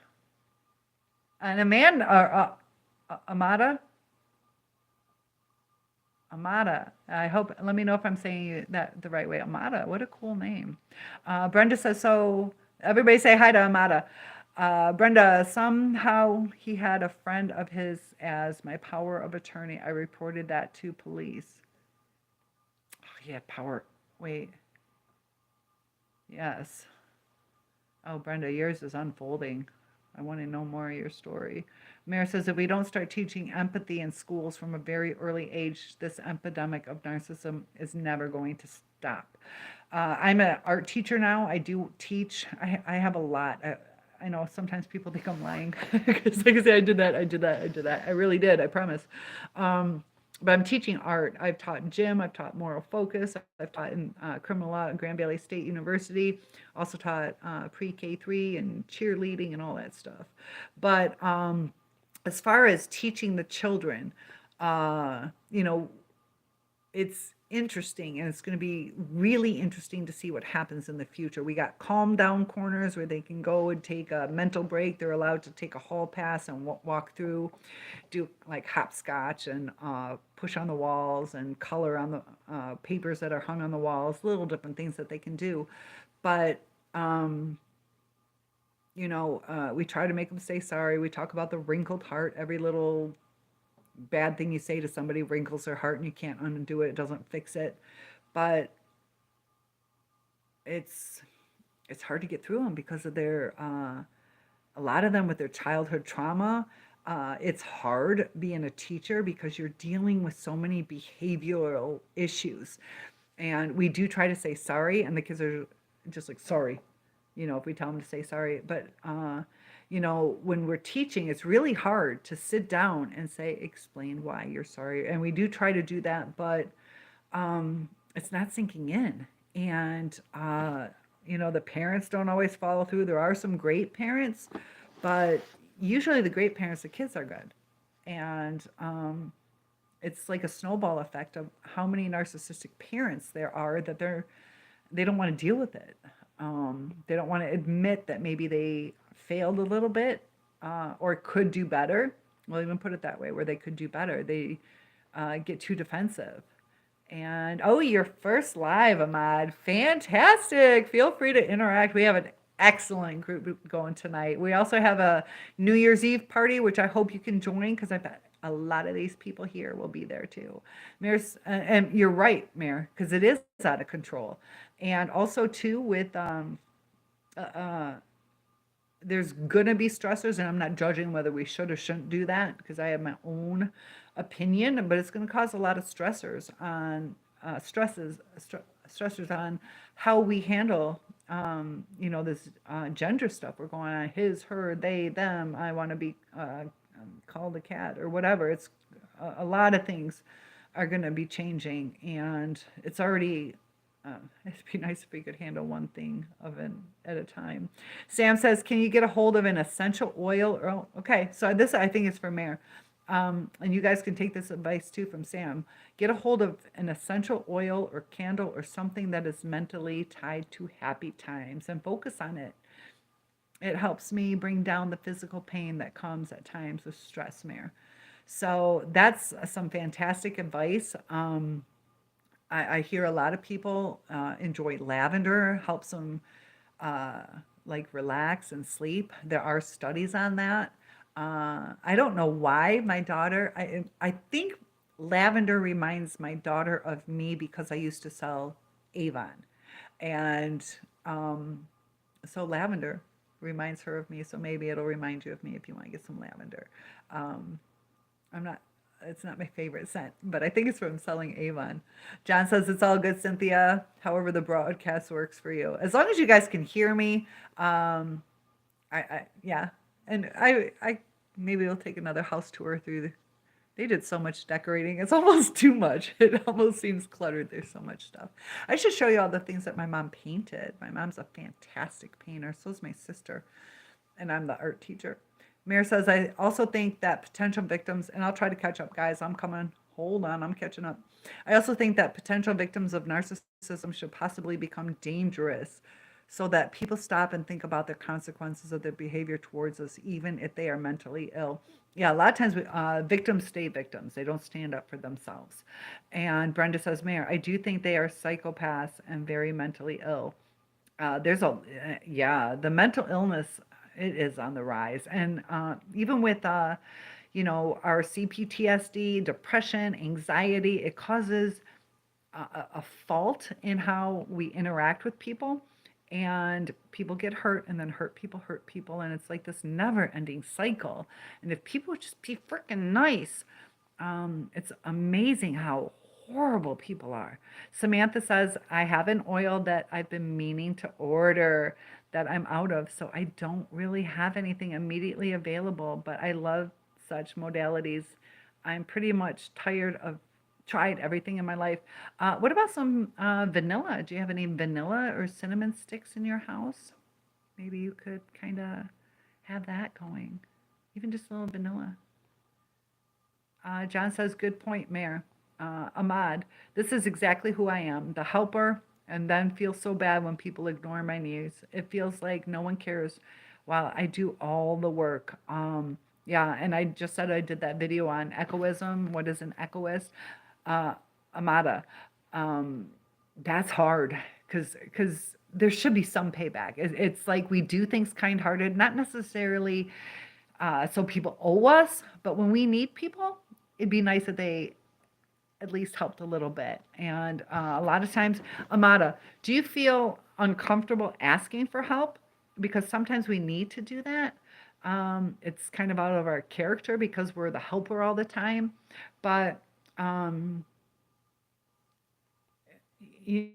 hoping there's a way that we can change that for you. That we have to. That's the thing too, is we have to invest not much more or as close to equal as what people invest in us. And that gets scary because today's day and age, everybody is so into letting their friends go.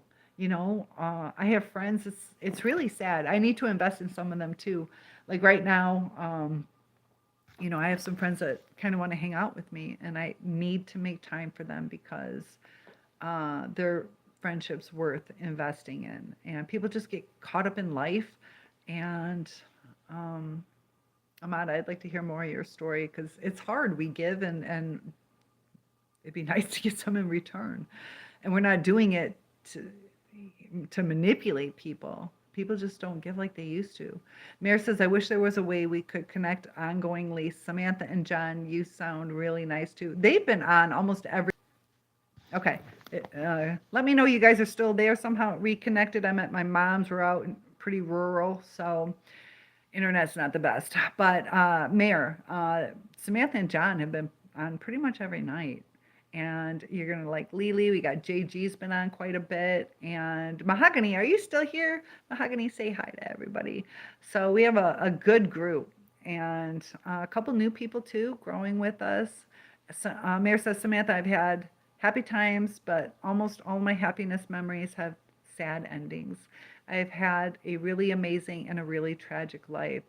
Um, Mayor says, if I could get up and make some oat, that would help my stomach. Oh, oat straw tea. Oh, I've never tried that. Interesting. Do you have anybody helping you get stuff? Um, I know you said you were disabled. Uh, John says, and John says, Gigi, if being a bad person is cool today, I don't know what to think. Yeah. Uh, yeah, it's a survival thing. Today's day and age is hard. JG says my dad was a cop, cheated on my mom, and left my mom single with 2 kids. Oh, that sucks. How did that affect you? Uh, and also your mom, because she raised you. JG, that's hard.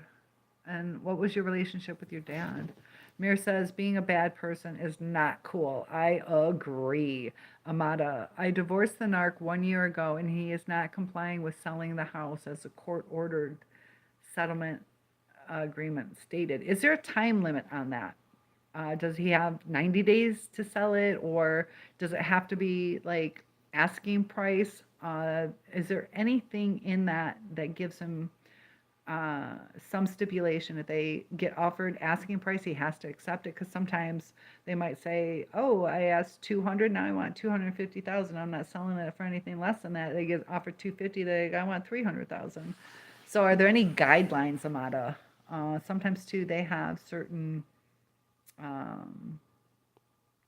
aspects of what has to be done. Mayor says emotional abuse used to be illegal in Oregon. At least that's what they told us when I was in graduate school in the 90s. Interesting. All I know about is that intentional infliction of emotional distress, IIED. And was that for adults or emotional abuse on children? Mayor, do you know if it was children or adults as well?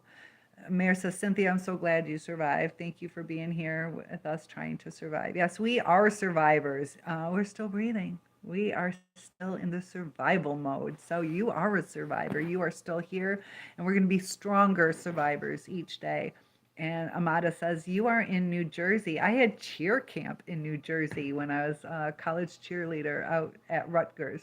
And my grandparents also used to live in New Jersey. That's fantastic. A lot of good memories there. Amada, any advice? Let me know a little bit more about what the stipulations are on the settlement, on how that'll help me as far as, is it just you got to sell the house and split it, or yeah, I can give you some more advice if you let me know a little bit more. Like I said, I'm not an attorney, but I did go to law school, and I know some things. You're also in a different state, so you have to remember that, that I'm coming from Michigan. Samantha says, sorry, JG, you're not responsible for your dad's decision. You're a good guy, JG. Yeah, and we're glad to have you here. You know, we each have our own story, and we're getting to know each other better, supporting each other more. Mayor says, Amada, first of all, speak lovingly to yourself in your own head. That is excellent advice. I wanted to actually bring that up tonight, and you beat me to it. So perfect. We have to take power over ourselves. And yeah, Amada, if you can express advice on how to cope with the breakup, divorce, or how to cope with getting the financial statement or finances handled by the sale of the house. Excellent. Get yourself the best emotional and legal support you possibly can, and rely on any spirituality that serves you. Yeah, if you guys are spiritual in any way, that can really help, because it kind of takes a little pressure off. Like if we can put our kind of like our needs where onto our God, or whatever it is that's spiritual to you. It kind of helps give us clarity, gives us comfort, and it's almost like a guidance. You'll feel, or you'll hear in like a silent voice, if that makes sense, on what to do. It's interesting how that works when you know, let it work itself out. Let yourself work through things and just have a faith. Mayor says we've got to survive so that we can form a think tank and brainstorm of an end to the epidemic of narcissism. That'd be great. We should do some powerful stuff. If we grow, if you guys stick by me, let's all brainstorm together. I would love to do something big like that. They are the least likely to come in for treatment. And they are. And if they do, they don't usually last. And if they do stay, it's all schmoozing and lying. And thank you, John. I try to have good insight. I've been through enough abuse that you're right. The inner voice is so powerful. And I've really been trying to practice that where mind over matter. Like we have to take our lives back. And I've learned that, like, as I tell you guys, I have like, oh, I've done this, I've done that. And I have 100 extra credits undergrad. I have law school, master's of education, nail tech, cosmetology. What else do I have? Teaching for my certificate. I have like 5 endorsements for teaching, like through the tests and things like that. I see like just how we have to believe in ourselves. Because I've taken tests where I'm like, and I'm like, just go with it. Just go. Usually your first instinct is right. And when you're answering questions, our mind knows. Now, there are times when you're like, no, I know that's not right. And you got to correct it. But same with our relationships. Our mind knows. It's almost a subconscious thing. Samantha says, -2, JG, no contact for many, many years and forevermore. And Mayor says intermittent reinforcement is why Jekyll Hydes are so hard to leave. Yes, because we're trying to, we don't even know what we're leaving. And it's like that Pavlov's dog. We are conditioned. And, oh, Mahogany's back. We were talking about you, Mahogany. I said, comment below, and there you are. That intermittent reinforcement, yes. And we stick it out because we start craving it, or we're like, when we're about to give up, we get it. When, and then it starts, a couple more consistent, and we're like, cool. And then it's gone again. And we're like, what the fuck? And then we're like, I know it's going to come. And then we look forward to it. And I also learned too, as far as like dopamine hits, the word maybe, they were talking about giving a kid an ice cream cone. If you say, oh, we can maybe have an ice cream, it's a harsher crash than if you said, I don't know if we're having ice cream later. It's a different, the way our mind works, and just the crashes that we have. So we have extreme highs and lows based on the way they talk, based on the way they treat us. We feel things are off. So we're, can you just call me? Will you promise you'll call me by Friday or by 6? We try to give ourselves some normalcy, and so they'll promise it and then they don't come through with it, or they don't see our side, and then they might, we're trying to make it better or more comfortable. So now that we ask, and I'm like, screw you, and they don't call us till next week. And a nurse with a psychology degree. I went to nursing school and almost miscarried, so I had to drop out. That's what I forgot to tell you, nursing school. So I almost miscarried, went back. It was over 2 years, so I had to repeat everything, even though I passed everything. And then they closed the school on me. So I've been through nursing school basically twice, only needed 2 more classes. So yeah, I have a lot of classes. So that's fantastic. I love that. Psychology, I love psychology. And I knew it was an Arabic name. I grew up in Southfield. I'm born in Dearborn. We have a lot of people. I think there's the most Arabics in Dearborn, Michigan. So yeah, I went to school with a lot of Arabic people. We had A Hall, B Hall, C Hall, and D Hall at the high school. And the Arabs, Arabians, I'm not sure how I say that. Is it Arabs? That's what we call them. I hope that's polite. But they had the A Hall, and they're like for Arab, and so they were about a quarter of the school. So yes, and That's fantastic. And yes, I am in Michigan. Yes, Michigan.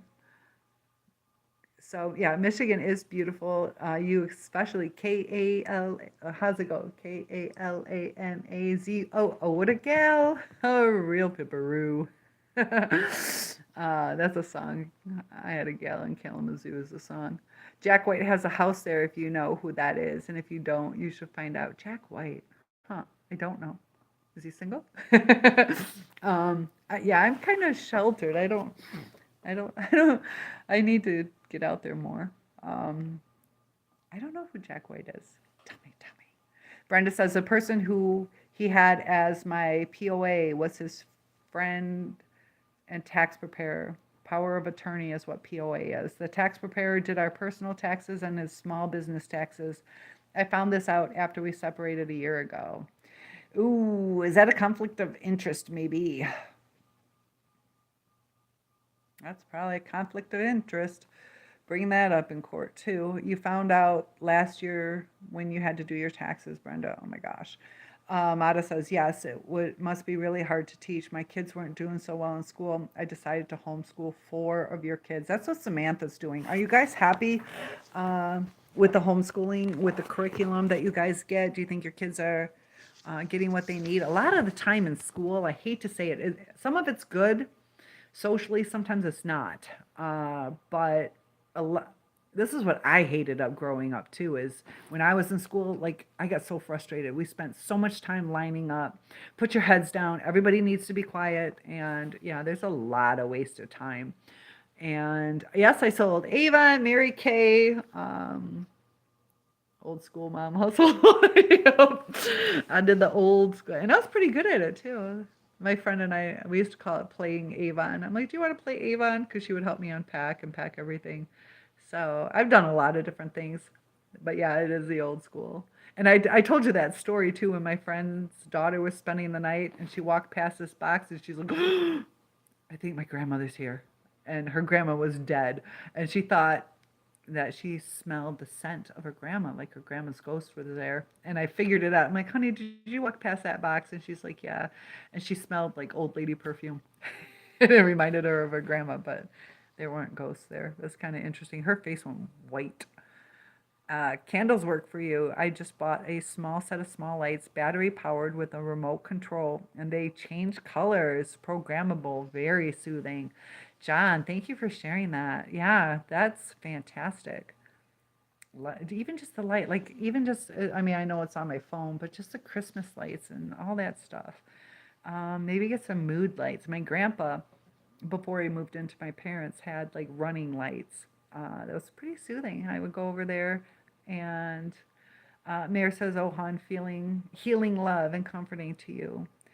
Mayor says, criminal justice is one of the things I thought of studying, especially after I had so many court-mandated child predators and such. I think that's what I wanted, criminal psychology. Exactly, Mayor. It is fascinating, and you love justice. I came to the planet to, I don't even know how to say this word, ameliorate? I don't know if I've heard that word. The pain. I'm sure that means get rid of. By stopping, good vocabulary. Oh my gosh, Mayor. Um, by ameliorating the pain, by stopping cruelty and supporting justice. Fantastic. Yeah, I love criminal psychology. Very interesting, very scary too.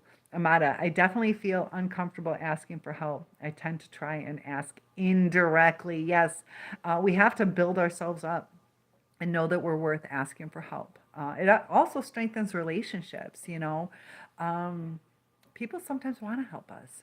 So I get it. But we have to be strong. We have to realize our limitations, or, you know, even if we can do it ourselves, that, you know, we allow people into our lives to help us, because it's kind of a boundary we put up, or a wall. So try to break down those walls. Also, I don't know if I may say this, culturally. I don't know how cultural you are. Is that a thing? Is that something hard for you guys to do? And I don't know, you know, I'm Dutch, but I don't act Dutch. I'm just blonde hair. So I don't know when you say you're Arabic if there's any cultural stuff that goes along. Uh, Most of the people I knew were Chaldean. So Mayor says, I can tell that anybody who gets you as a partner is going to be so lucky. Thank you for sharing that you live alone right now. I feel even closer to you because I've been in relationships. And are you talking to me? Uh, I hope I hope to find somebody. I've never been married. Mayor says, just to brighten you up because hopefully you're going to go back and read through your live chat. I think it's charming that you and I look like we could be sisters. Ooh, or at the very least, first cousins. Fantastic. Oh my gosh. That would be neat to find it out. We should do that DNA stuff. Mayor says, I love your personality and your spirit. You are organically uplifting, and I hope this is giving you some of what you need and want as well. I won't soon forget you. Well, thank you. And I hope you join us again. Stay on tonight. Oh, you're saying good night. Oh. Oh, Samantha's saying good night. Good night, Sam. Thanks for joining us. Hopefully you'll see us again tomorrow and also New Year's. Try to break away. I know you're still with your person and also you got children. So thanks for joining us, Sam, and all the input. So thank you, Mayor. That was awesome. Amada says, yes, it was supposed to be sold as soon as he did some fixing. He didn't do any fixing. I did the fixing. He still refused to sell after I fixed what needed to be fixed. Oh, how frustrating. Oh, gosh.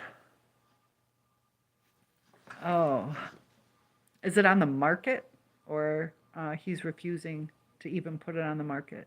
Oh, that's frustrating. How long have you guys been? The divorce is final, correct? And how long were you guys together? So Mayor's saying good night to Samantha. I hope we can connect again. And if you ever want to see a beautiful part of the country, you should come to the northern coast of California.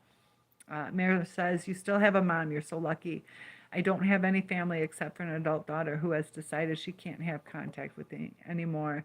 She has a traumatic brain injury and she's blaming it on something about her childhood instead of being rear-ended twice. And sometimes too with, was it closed head? Yeah, I know you said traumatic brain. Sometimes this distorts reality, that's her reality. Just like people with Alzheimer's or, they just don't see things clearly. Oh gosh. You think she may have a toxic therapist right now. Oh, that's hard. So I'm a lot more of a pain because my daughter is not having contact with me, in a lot more pain. That can be extremely painful. And Amada says, thank you, Mayor. I appreciate you.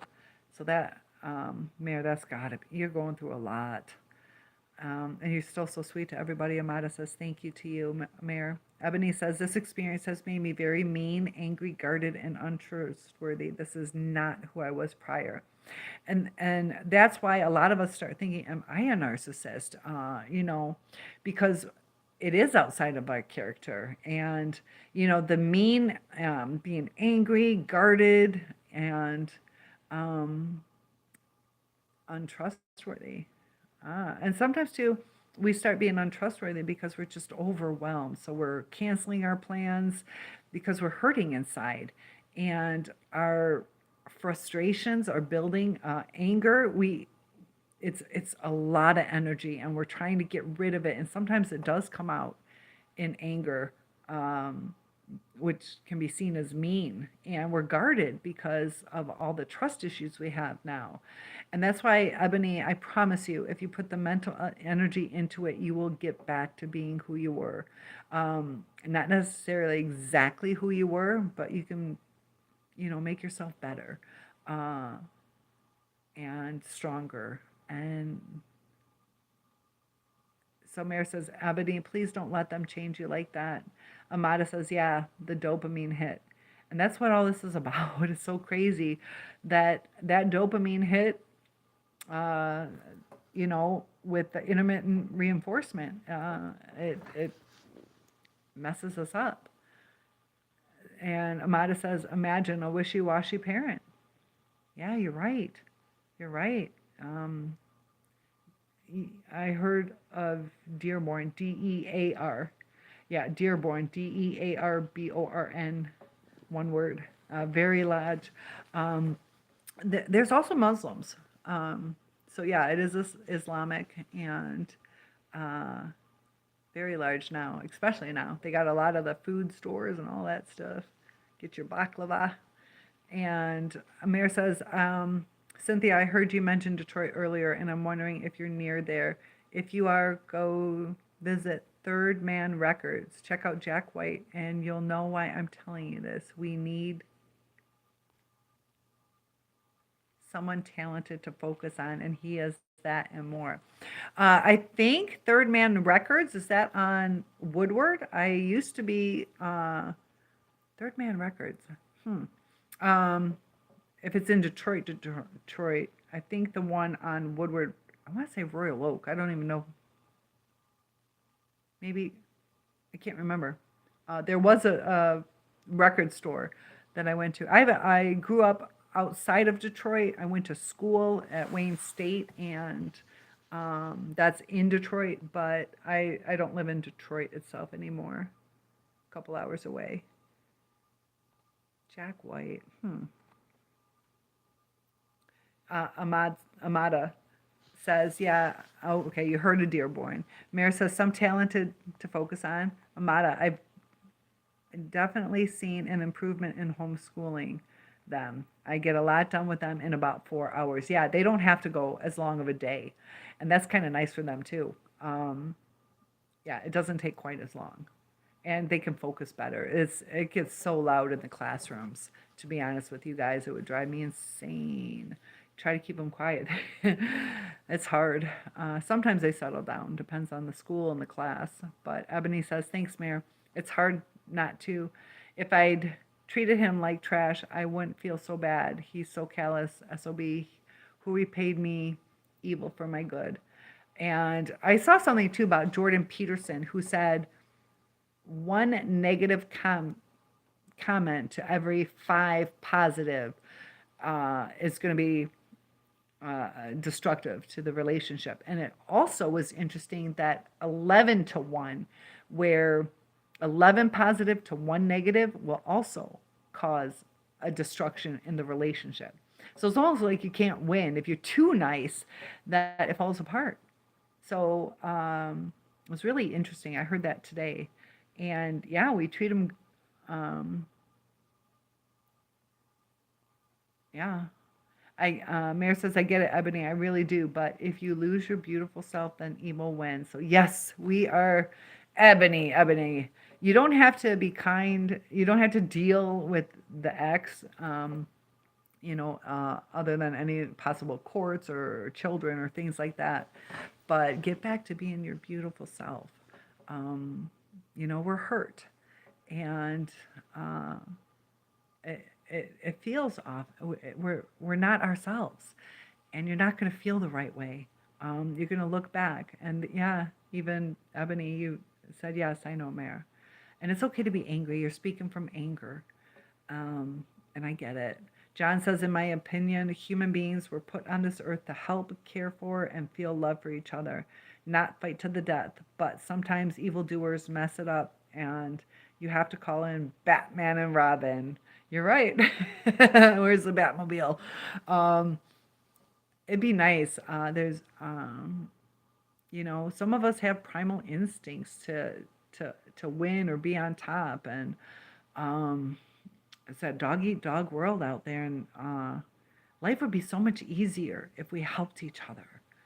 So after this type of narco abuse, Amada says, I would love to study law. How long does it take to become a lawyer? I went to Thomas Cooley School of Law in Lansing, Michigan, and I was in the 2-year program. If you do it, if you bust your butt, it can take 2 years.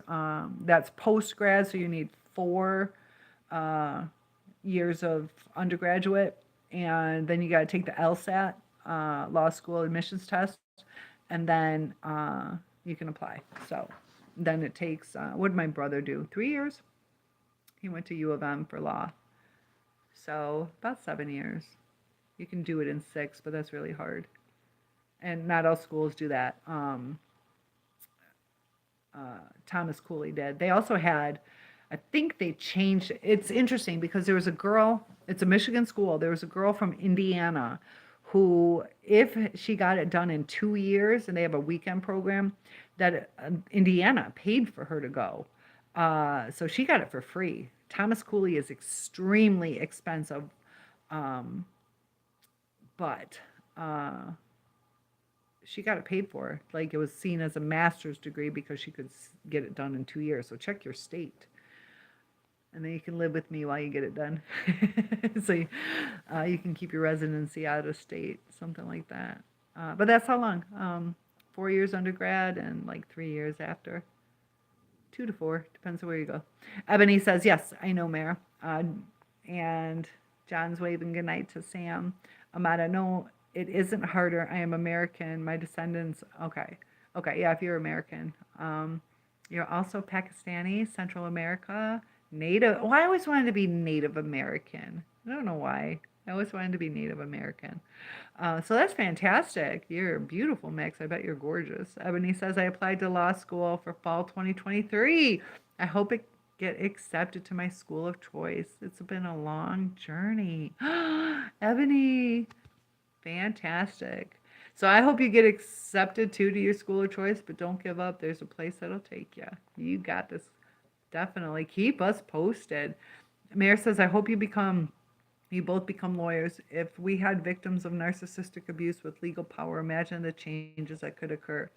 Good for you. Don't give up. Yeah, we're proud of you. Fantastic. And Mayor says, Amada, having Native American blood can get you extra financial aid, so look into that when you're looking into law schools. Excellent advice.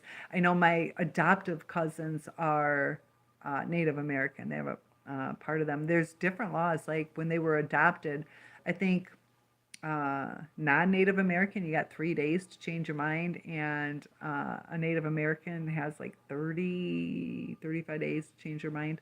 And then what do you have to be? Just 8%? 8% or more? I can't remember. Some people say different, but yeah, excellent advice. Definitely find out how much Native American you have in them. I think you have to have like approval from the tribe, documentation somehow. So I'm not sure how that goes with you. Do you know what tribe you are? I have a friend who's doing all this genealogy, and what is it? Something Ride. I can't remember. She's doing that ancestry stuff. It's really cool what she's finding out. Amada, yes, divorce is final. I divorced a year ago. No, it isn't on the market. He won't put it on the market. I think I will have to file a motion. Yeah, he's trying to eat up that freaking money and pay more money for another lawyer. Jeez. There's no order in place, so you can get him for contempt of court or something like that. Oh, gosh. I know I was in court, and there was this one case. It was a divorce, and I don't remember the whole. I mean, we just saw like the last thing where he was supposed to sign over his portion of the house, or pay on it, and the judge was really trying to work with him. Now, this guy did not want a divorce at all, and it was like his family's house.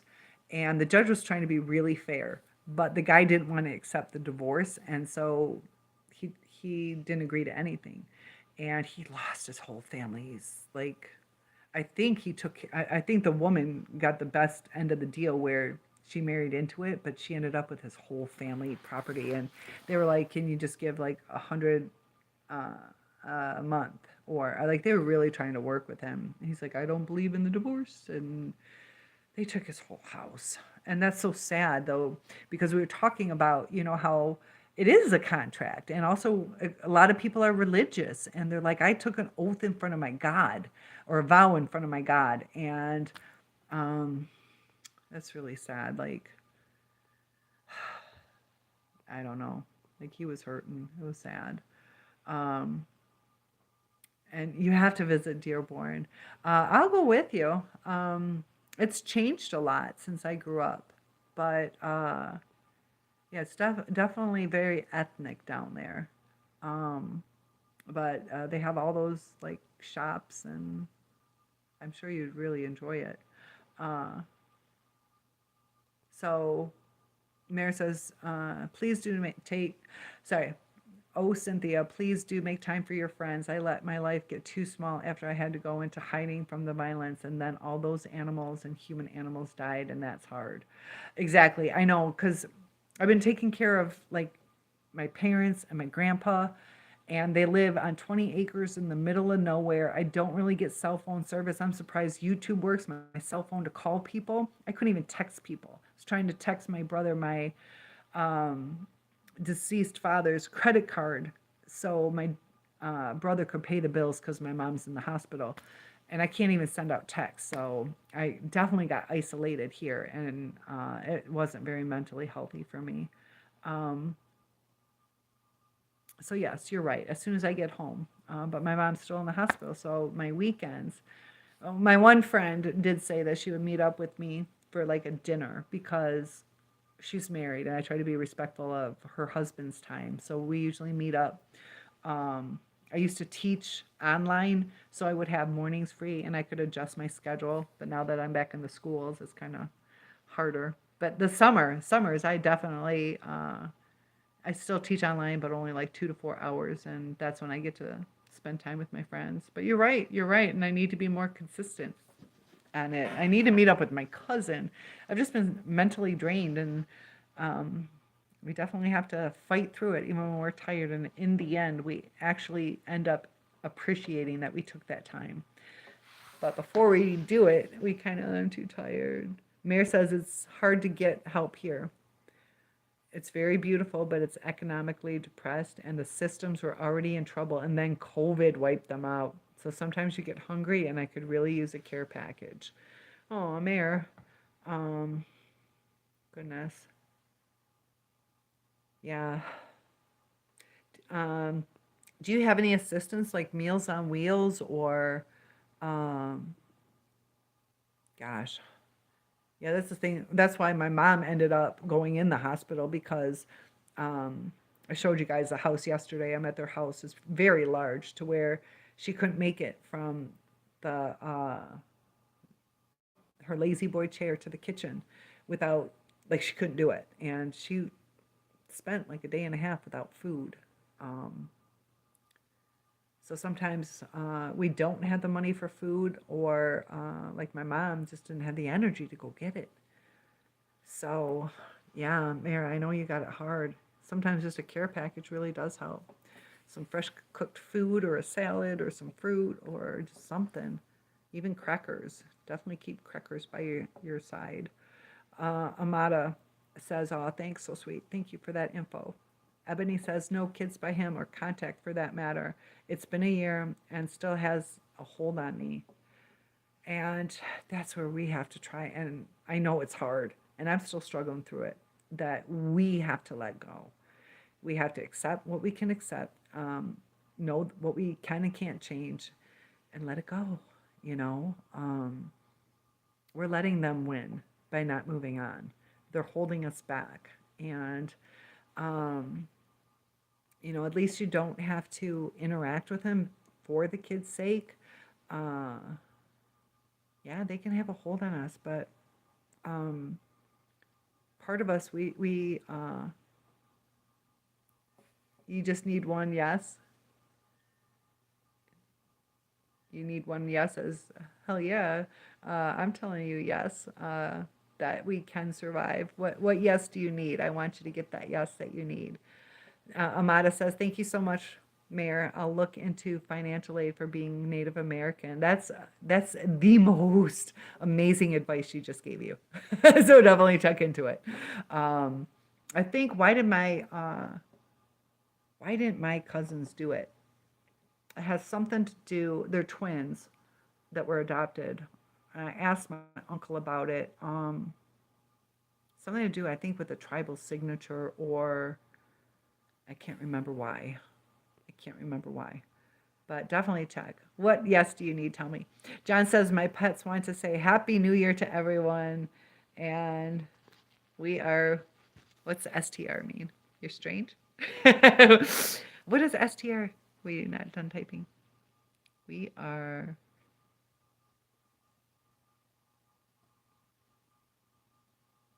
I'm not sure. But are those, look at all those paw prints, fireworks, and a little bit of champagne. So, yeah, COVID really did a lot on people's mental health too. And we need to get Ebony her yes. Did I miss what you need your S to? What does she need her yes to? Oh, you need one yes from, yeah, just one yes from the law school. I figured it out. Am I still online? Can you guys comment that I'm still online? Uh-oh. John, come through for me. Tell me I'm still online. Yes, I saw something. Just one yes for school. Mira says, I love school. I went just about as long as you can go. Anyway, I know what you mean when you talk about all the things you've done in your life. It almost doesn't sound believable. I know. Because I've been like a college cheer coach. I've like, gosh, just fraudulent claims, state farm insurance, and juvenile probation officer, recreational therapist, like on and on and on. It's like, you know, apartment manager, just, yeah, whatever. So it's cool though. Like we have a lot to bring to the table. Then I taught pretty much everything. And then even when I did teach online, I taught criminal law. I also taught body language, tone of voice, why we should shower. I taught about crocodiles and dinosaurs and spiders, and it's like, yeah, it's funny all the things. Mara, I'm just like you. John says, sorry, I meant to say we are braver than we thought and stronger than ever. Also wiser. Yes, wisdom makes a difference because I'm extremely smart. I am not wise. I am not wise at all. And that's one thing that I need to work on because wisdom will protect you. You know, a smart, like I'm not street smart, and it can cause us to be victims. We have to be wiser. Thank you for saying that, John. Ebony says, looking at tonight's topic, and I might have missed the answer, why must these monsters discard? Do tell, please. Yes, let me read Mare's and then I'll tell you. Mare says, John, happy new year to your pets. I love animals other than the human animals so very much. Thank you for bringing their energy here so much. Love to them and to you. Yeah, animals are amazing, and John loves animals. He's got snakes crawling through his tree. Let's check my tree. Any snakes in there?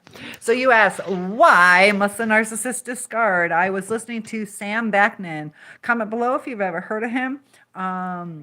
He's pretty smart. He's a double diagnosed narcissist, diagnosed twice. And he had said, and he's pretty smart, that the narcissist has to discard when they are in their childlike state, going through the abuse that they go through, that there's like a connection that is missed where they need to break free into kind of like adulthood, and you know, like the love that they were supposed to have. I worded it better earlier, but you know, they get into the relationships with us because of what they were missing. And it's a necessary cycle that they go through to break free from the trauma, to finish that continuum that they were supposed to finish in the growth, in the mental growth. And so what they do is they take on us and they destroy their target. And it's almost like a rite to passage, or them trying to get over that gap, trying to fix that bridge to the next portion of their life, but it doesn't happen. It's kind of like too late. It doesn't fulfill it. So then they go on to another person, and it's like a cycle that they feel the next step that they should have done, and they can never get to that. So they're always going to discard people. Just like when we go through our lives, you know, for us to become adults, we, in a sense, discard our parents and move on. Granted, we keep in contact with them, just like, a lot of our narcissists kind of hoover back and forth, just like we keep in contact with our parents, but they go on to a next victim. Um, and they're just never fulfilled. That missed portion of growth doesn't ever happen. And they're always searching for that. Uh, so it's just a cycle. They have to try to feel whole again. So I don't know if that makes sense, Ebony, but I thought it was pretty profound and pretty spot on because they're never happy and they're never appreciative of what they have. Uh, the dynamics of the abuse and the power struggle to feel loved, and they just never feel it, so they take it and take it and take it, and they do it in such wrong ways. They take their power by disempowering, and it's sad because you know it was good. There are times that are good. It's the cycle they go through, and depends on who your person is. Some of them get kicks out of the pain, and Amada, yeah, you know who Sam Vaknin is. And yeah, Ebony, and I finally read it. Yes, for law school. I'm giving you a yes. How's that? Sorry, it took me a minute to get to what you meant, but I figured it out, Ebony. Yes, for law school. Keep us posted. If not, don't stop trying. Have you taken your LSAT? Do you need your LSAT for entrance? We needed it. I don't know if you still do. Things are changing. Mayor says, Ebony, I think these monsters discard because they feel both inferior and superior to us, and they thrive on newness. But I'd like to hear what yeah. So tell me what you guys think on what I said. It's trying to repair that damage, and they just can't repair it. They're neurons and neurotransmitters, and it's like a child can't correct adult stuff because they're children and they just don't know how to handle certain things. And it's sad that, a lot of you know me that I teach, like I said, in the elementary school. And the way that the kids handle things, the way they interact, their thought processes, the length of time they remember promises, the commitments they wholeheartedly make and take back without a second thought, the abuse that they do upon each other without remorse. It's so reflective of what a narcissist truly is. And that's why I can see how they say it's an emotional state of a child. Mayor says, Amada, with a bachelor's degree, I'm not sure, but you could check with the Department of Health and Human Services because counselors have never been needed more since COVID. Depends on what is your undergrad in. Sometimes it depends on your undergrad.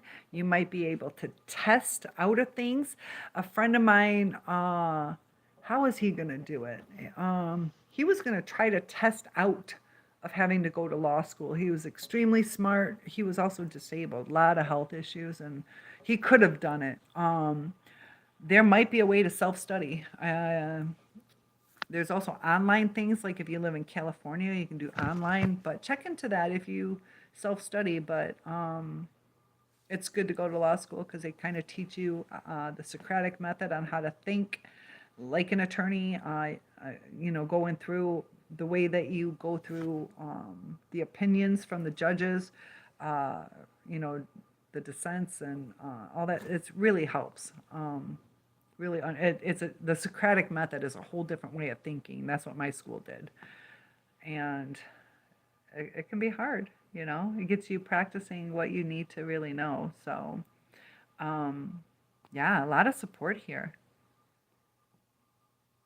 And maybe I'm going to check into the Health and Human Services. Yeah, there are counselors definitely needed, especially after COVID. You definitely want education in law. Yeah, definitely go for it. You really should go to the law school because you need to know how to write and dissect opinions and the case law, and it's really interesting. We studied all different countries too, and it's really interesting, some of the different cases out there and the way that they came to the decision. And it's ever changing, so case law really makes a difference. But there's always those groundbreaking cases that change case law. So who else is here? I know some of you guys got quiet. You were being really respectful to each other. But we got 9 people on here. So before I log off, I can stay a little bit longer if you guys would like. But we're definitely doing our New Year's Eve party. And Mayor says, I think that's great. I was just answering your question about what jobs might be available with a BA in psych. Okay, so a bachelor's in psychology. Yeah, you can do some stuff, definitely. And Calibri, good to see you. Good thing I didn't log off. Calibri's one of our favorite all-timers. Been here for quite a while. Feel free to hit that like button, help with that algorithm. We got some new people on here tonight, Calibri. So definitely. And there's John saying, take care, Calibri. But yeah, we got a good group of people. Thank you so much. You guys are helping with that algorithm. I think I appreciate that. That's sending me some love. I see that. Thank you. I appreciate it. All the love. And yeah, we were talking about the narcissists, why they must always discard. They're just utilizing us to get past their pain, to break free into this adult mindset that never happens. And it's unsettling to them, and they can't fix it, and they can't find the love that they want. And when they do get the love, it's uncomfortable to them.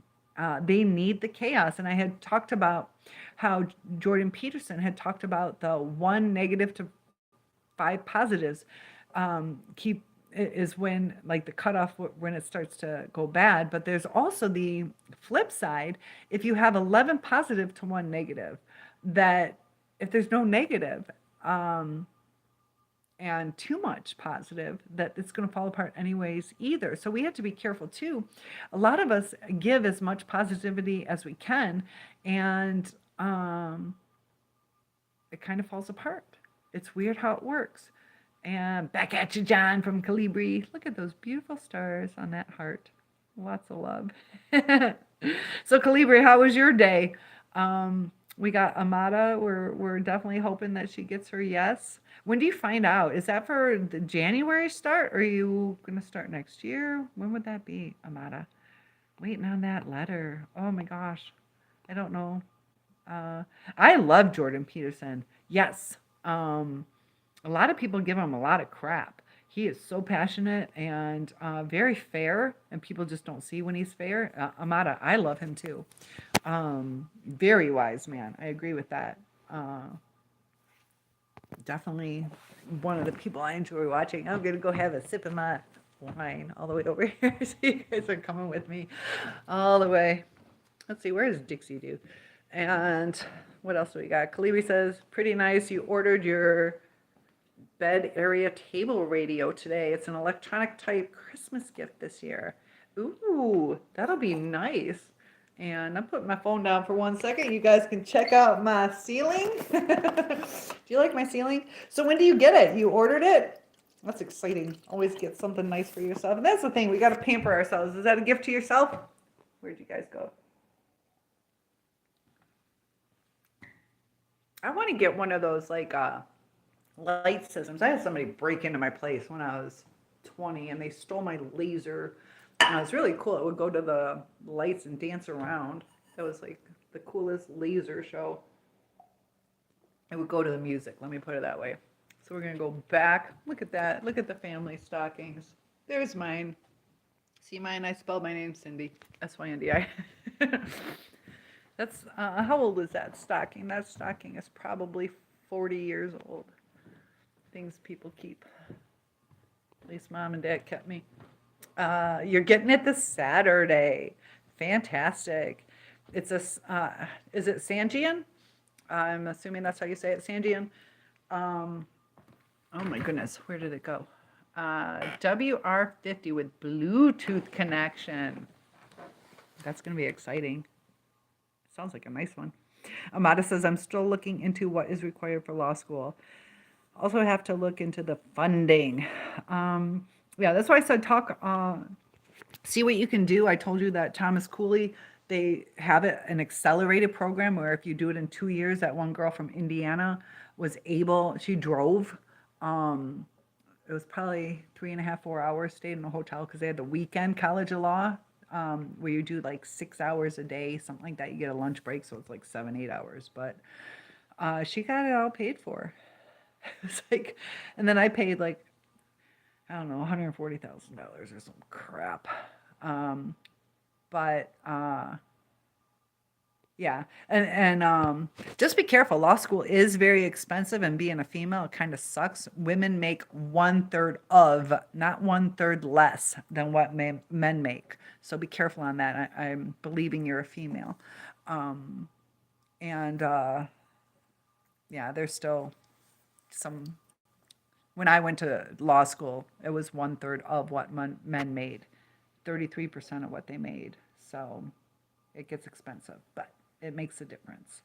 I always wanted to do divorce law or criminal law. Uh, Kalibi says I could pair it with my standalone speaker. That would be cool. Ebony says, let us know when you get it. Ebony says, interesting. I feel no empathy for their arrested development regardless, but I do understand what you've just explained. And yeah, I know it's kind of like, sometimes too, a lot of us are like, but it's a mental illness and, it's due to abuse and things like that. But the thing is I don't even know how to say this. I like, they have the power to act the right way and they don't. Just like, I don't know, I have arthritis in my hips, but I can still walk. It's not quite where I'd say I'm disabled, but if I can do it, I can do it. So the narcissist, they can do it. They just choose not to. So feeling empathy for them, they're just making bad choices. And I get it. They feel unsettled,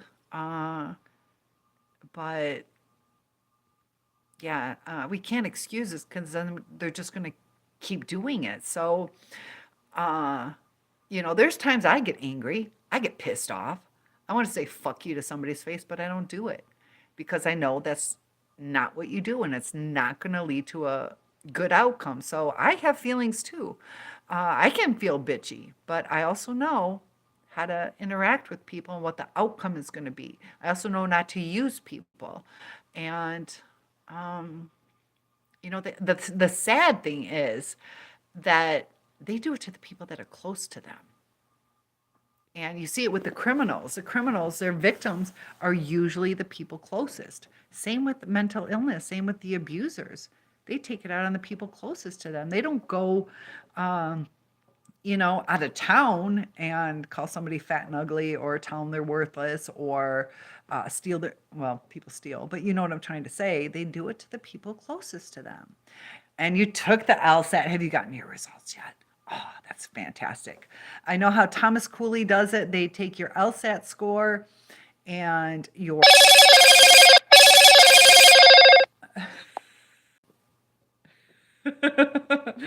Guess what?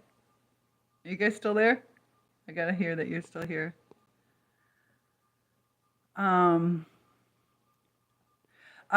Pacific time. Oh, you're gonna make me do math.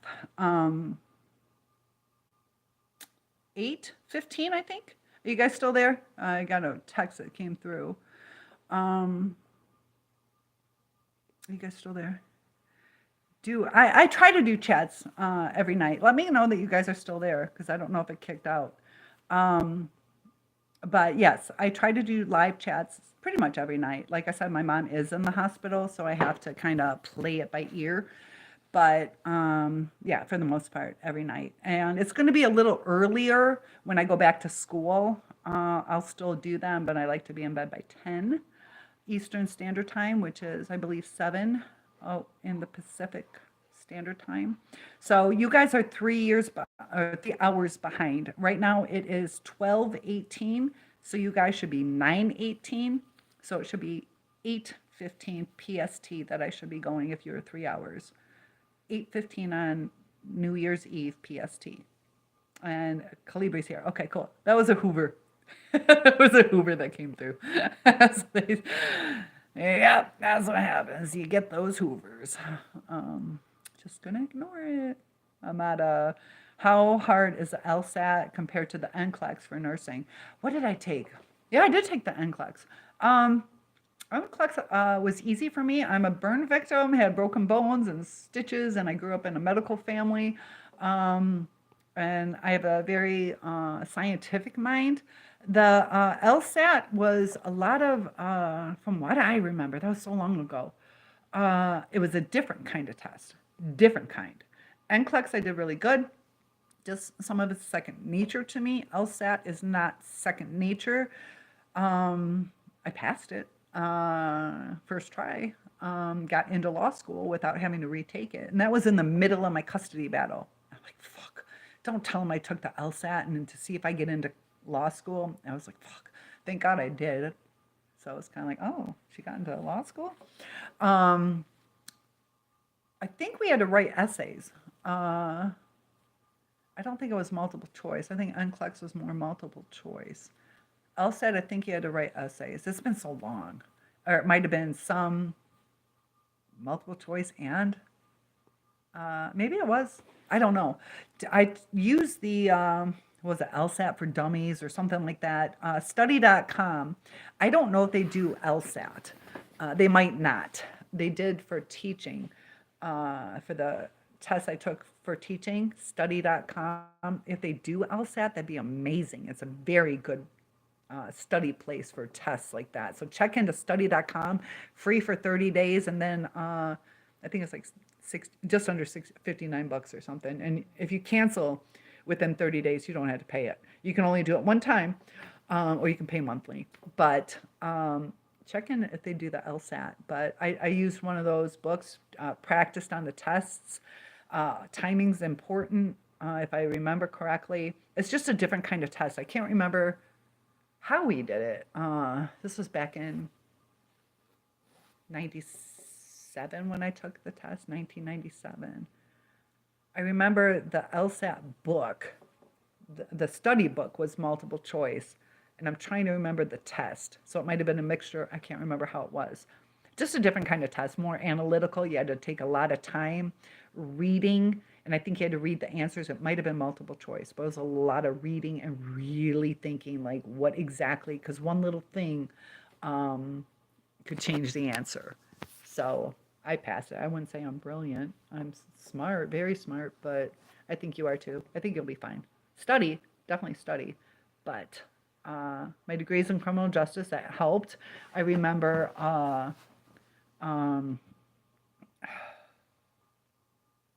what kind of writing was it called? Legal writing?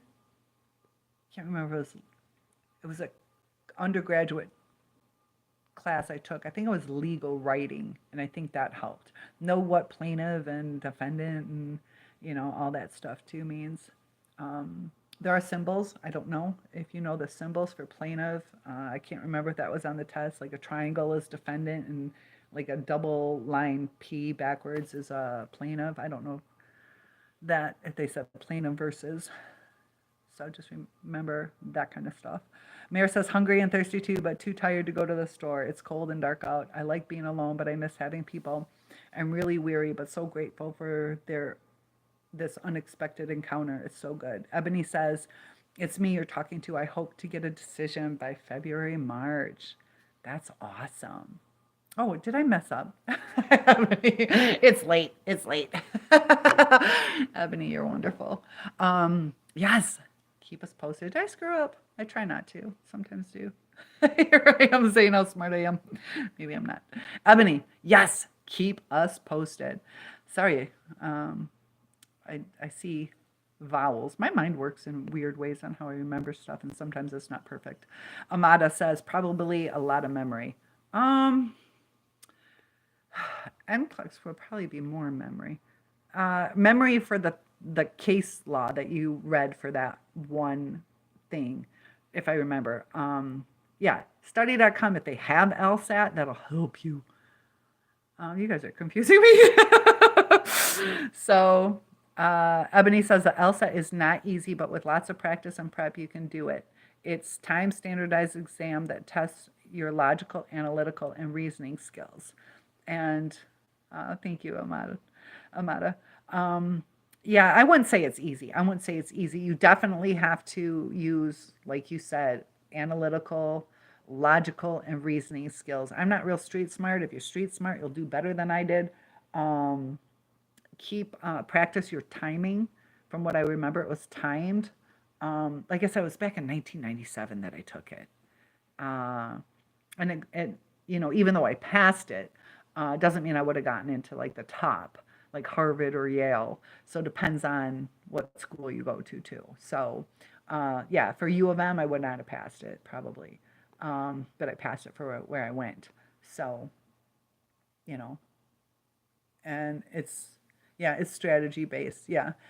Did you take it, Ebony? Because it was so long ago. I don't remember. Yeah, a lot of memory. It is using your critical thinking skills. So if you, like I said, I did good on it, but I'm not real street smart. Street smarts would help. My legal writing helped me. I don't know how it did, but it did. I can't remember why. Um, and just really pay attention to the nitpicky word stuff. Um, that, you know, that's like a talent that you need to really hone in on. I think that's why, dealing with my first narcissist, who was a state cop, seeing how he would try to play like mind games on me, trying to get information like in a sneaky way. It's like, just ask. But also too, when I was dealing with him, when he would give me an answer, and this is like a perfect example because I never said this, but it gives you the gist of the thing. So like if I'm going to ask you, like, did you sleep with her? And you get a no, and they're not lying because they didn't fall asleep, they were fucking. So when I talk to people, especially narcissists, like I try not to do that with normal people, but for some reason with narcissists, you're like, and you don't even want to say, did you make love to them? Because they can be like, I don't love them, I fucked them. So it's really hard talking to them because they can say it with a straight face, like, no, I didn't sleep with them. So watch how people word things, especially in those um, opinions, things like that. And that's how certain laws can get changed, just on little loopholes of terminology that's not quite exactly interpreted correctly. So it's interesting. It's interesting. But I wish you the best of luck. And Calibri, it's so good having you here. And you didn't tell me how your day was yet, did you? You just give them a smirky smile, the one that they're familiar with. And Kalibi says, I can also connect my smartphone on it. And he says that to John. Huh. And you did take the LSAT. Okay, I could tell you took the LSAT. It sounded like it. It sounded like it. You knew what you were talking about. How long ago did you take it? Like I said, I haven't taken it since, I think, it might have even been 96. I think I went to law school in 97. And there's a lot of smart people on here. And we'll pick a lot of advice, a lot of information from each other. So things that I'm lacking, some of you guys can fill in the holes, or correct me if I say something that you know more about, I love it. And thank you. You guys are so sweet. The algorithm is right on par. It says I got 8 people in here with 8 likes. That helps us grow. And Amada says, thanks, Ebony. Yeah. And I think that's kind of like a relief. Like, it's not memory. I just had to be smart enough to think through things. So you'll be fine. You'll be fine. Just take your time and don't stress about it. Mind over matter. The calmer you are, the better you're going to do. Just go in there with confidence. That's how I take my test. It's like, I'm not going to stress about it. I'm just going to do my best. And it makes a difference. It's not second nature at all. LOL. It's counterintuitive. It's currently 4 sections, multiple choice, and a writing. Yeah, okay, that I knew there was a writing sample. Yeah, that makes sense. It's like, wait a sec. Yeah, that makes sense. 4 sections. To me, it's counterintuitive. Yeah, I'm kind of a fly-by-nighter too. Like, I hope I do good. I study. I do study, but not like probably you guys do. I'm different. And I'm a good test taker. I am a good test taker. I use deductive reasoning, elimination. Make sure you're a good test taker where you eliminate certain ones that aren't going to make sense, like, and don't even focus on those anymore, and decide between the two best ones. And if you see one little thing that doesn't make sense, that's probably out. Yeah, we all have different ways of taking tests, but if you're good, I'm lucky. I've always been a good test taker. That's just me. Some people stress, and I don't really stress. I think I don't stress because growing up I did really well. And then later on, it's just like I'm just gonna have the same mindset. My lips are getting chapped. I'm talking too much, but just do your best. Do your best. Don't stress about it. And it's only $160. You can take it again. How much is it now? I don't know. 180 maybe was what I paid. I don't know. But I wouldn't doubt if it's like 240 or my teacher certification test, 168, 120, I want to say 168. No, maybe 128, 128 maybe. It was ridiculous. I added on all these endorsements, and it's crazy how expensive it was. So fantastic. And John says, I love Bluetooth. You can not only connect to speakers, but use it to transfer and copy data. And do you guys say data or data? I go between the two. I say both ways. Depends on what I'm talking about. Copy data, or media phone to phone device, etc. I've only used Bluetooth like once or twice in my life. Calibri says, John, I can also connect, your smartphone on it. When you connect your smartphone on it, Calibri, does that play through the speakers, or is that just to charge it? And I love it, Maris. I know I'm too tired to cook something too. And Sagittarius, Gemini. Are you asking about me? What's my zodiac sign? I am a... Comment below. What do you guys think I am? What do you guys think I am? Oh, you took too long. I'm a Leo. I'm a Leo. I'm a summer baby. So I don't know. Why'd you pick Sagittarius or Gemini? What personality signs do you see would match up with that zodiac sign? And Calibri. I think there are some Sanjian, I hope I'm saying that right, Sanjian radios that charge smartphones.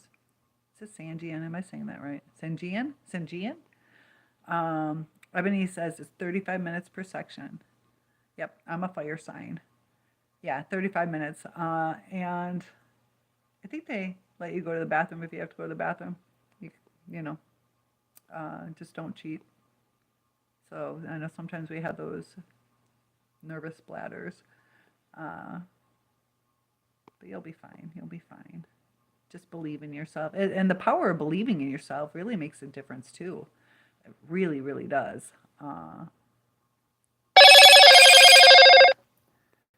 My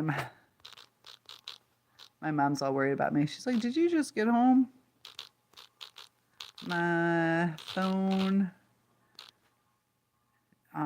takes a while. Isn't that weird? Like now my mom's all worried. This is what sucks. This is how bad the phone service out. Geminis are happy-go-lucky, but so is Leo. I get along with Leos a lot. We vibe well. You're a Scorpio. Fantastic. My sister's a Gemini. So Scorpio, I'm trying to remember. When is the Scorpio? I want to say September, but that doesn't sound right. I thought Sagittarius because you were very smart. Aw, you're sweet. Thank you. Okay, I'll be Sagittarius. I don't know this. I know like when I have family members, like I know who's Taurus in my family. We have clusters. We only have clusters. Like there's 6 of us, but we're all within like 3 sections of 2 weeks apart. My sister and I are 8 days apart, but a couple years. Scorpio's in November. Okay, I can see that. Yeah. Kalibi has the capability to charge smartphones. That sounds like a fancy one. I need to fancy on up. Kalibi says, yes, I'm discovering Sangian products. They are great, well built, and a good alternative to those expensive tools.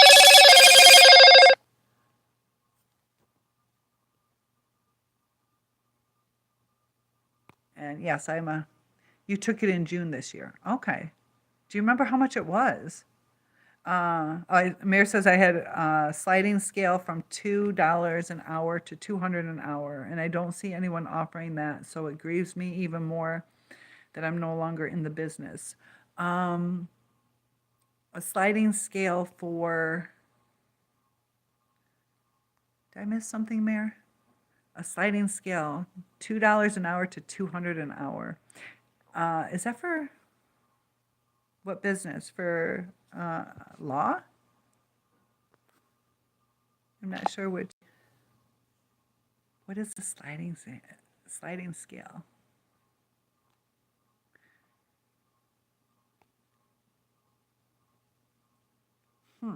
Interesting. I'm not sure. But definitely hope you guys join us for our New Year's party. I know it's starting to get late, and I do need to visit my mom tomorrow. Ebony says, Ali, find an LSAT prep course that works for you. That's very important. Yeah, definitely do that. They do. It's an LSAT book, that big yellow and black one. I don't think it said for dummies. I don't know if it said for dummies, but it looks like those. And take the practice test. Definitely take the practice test.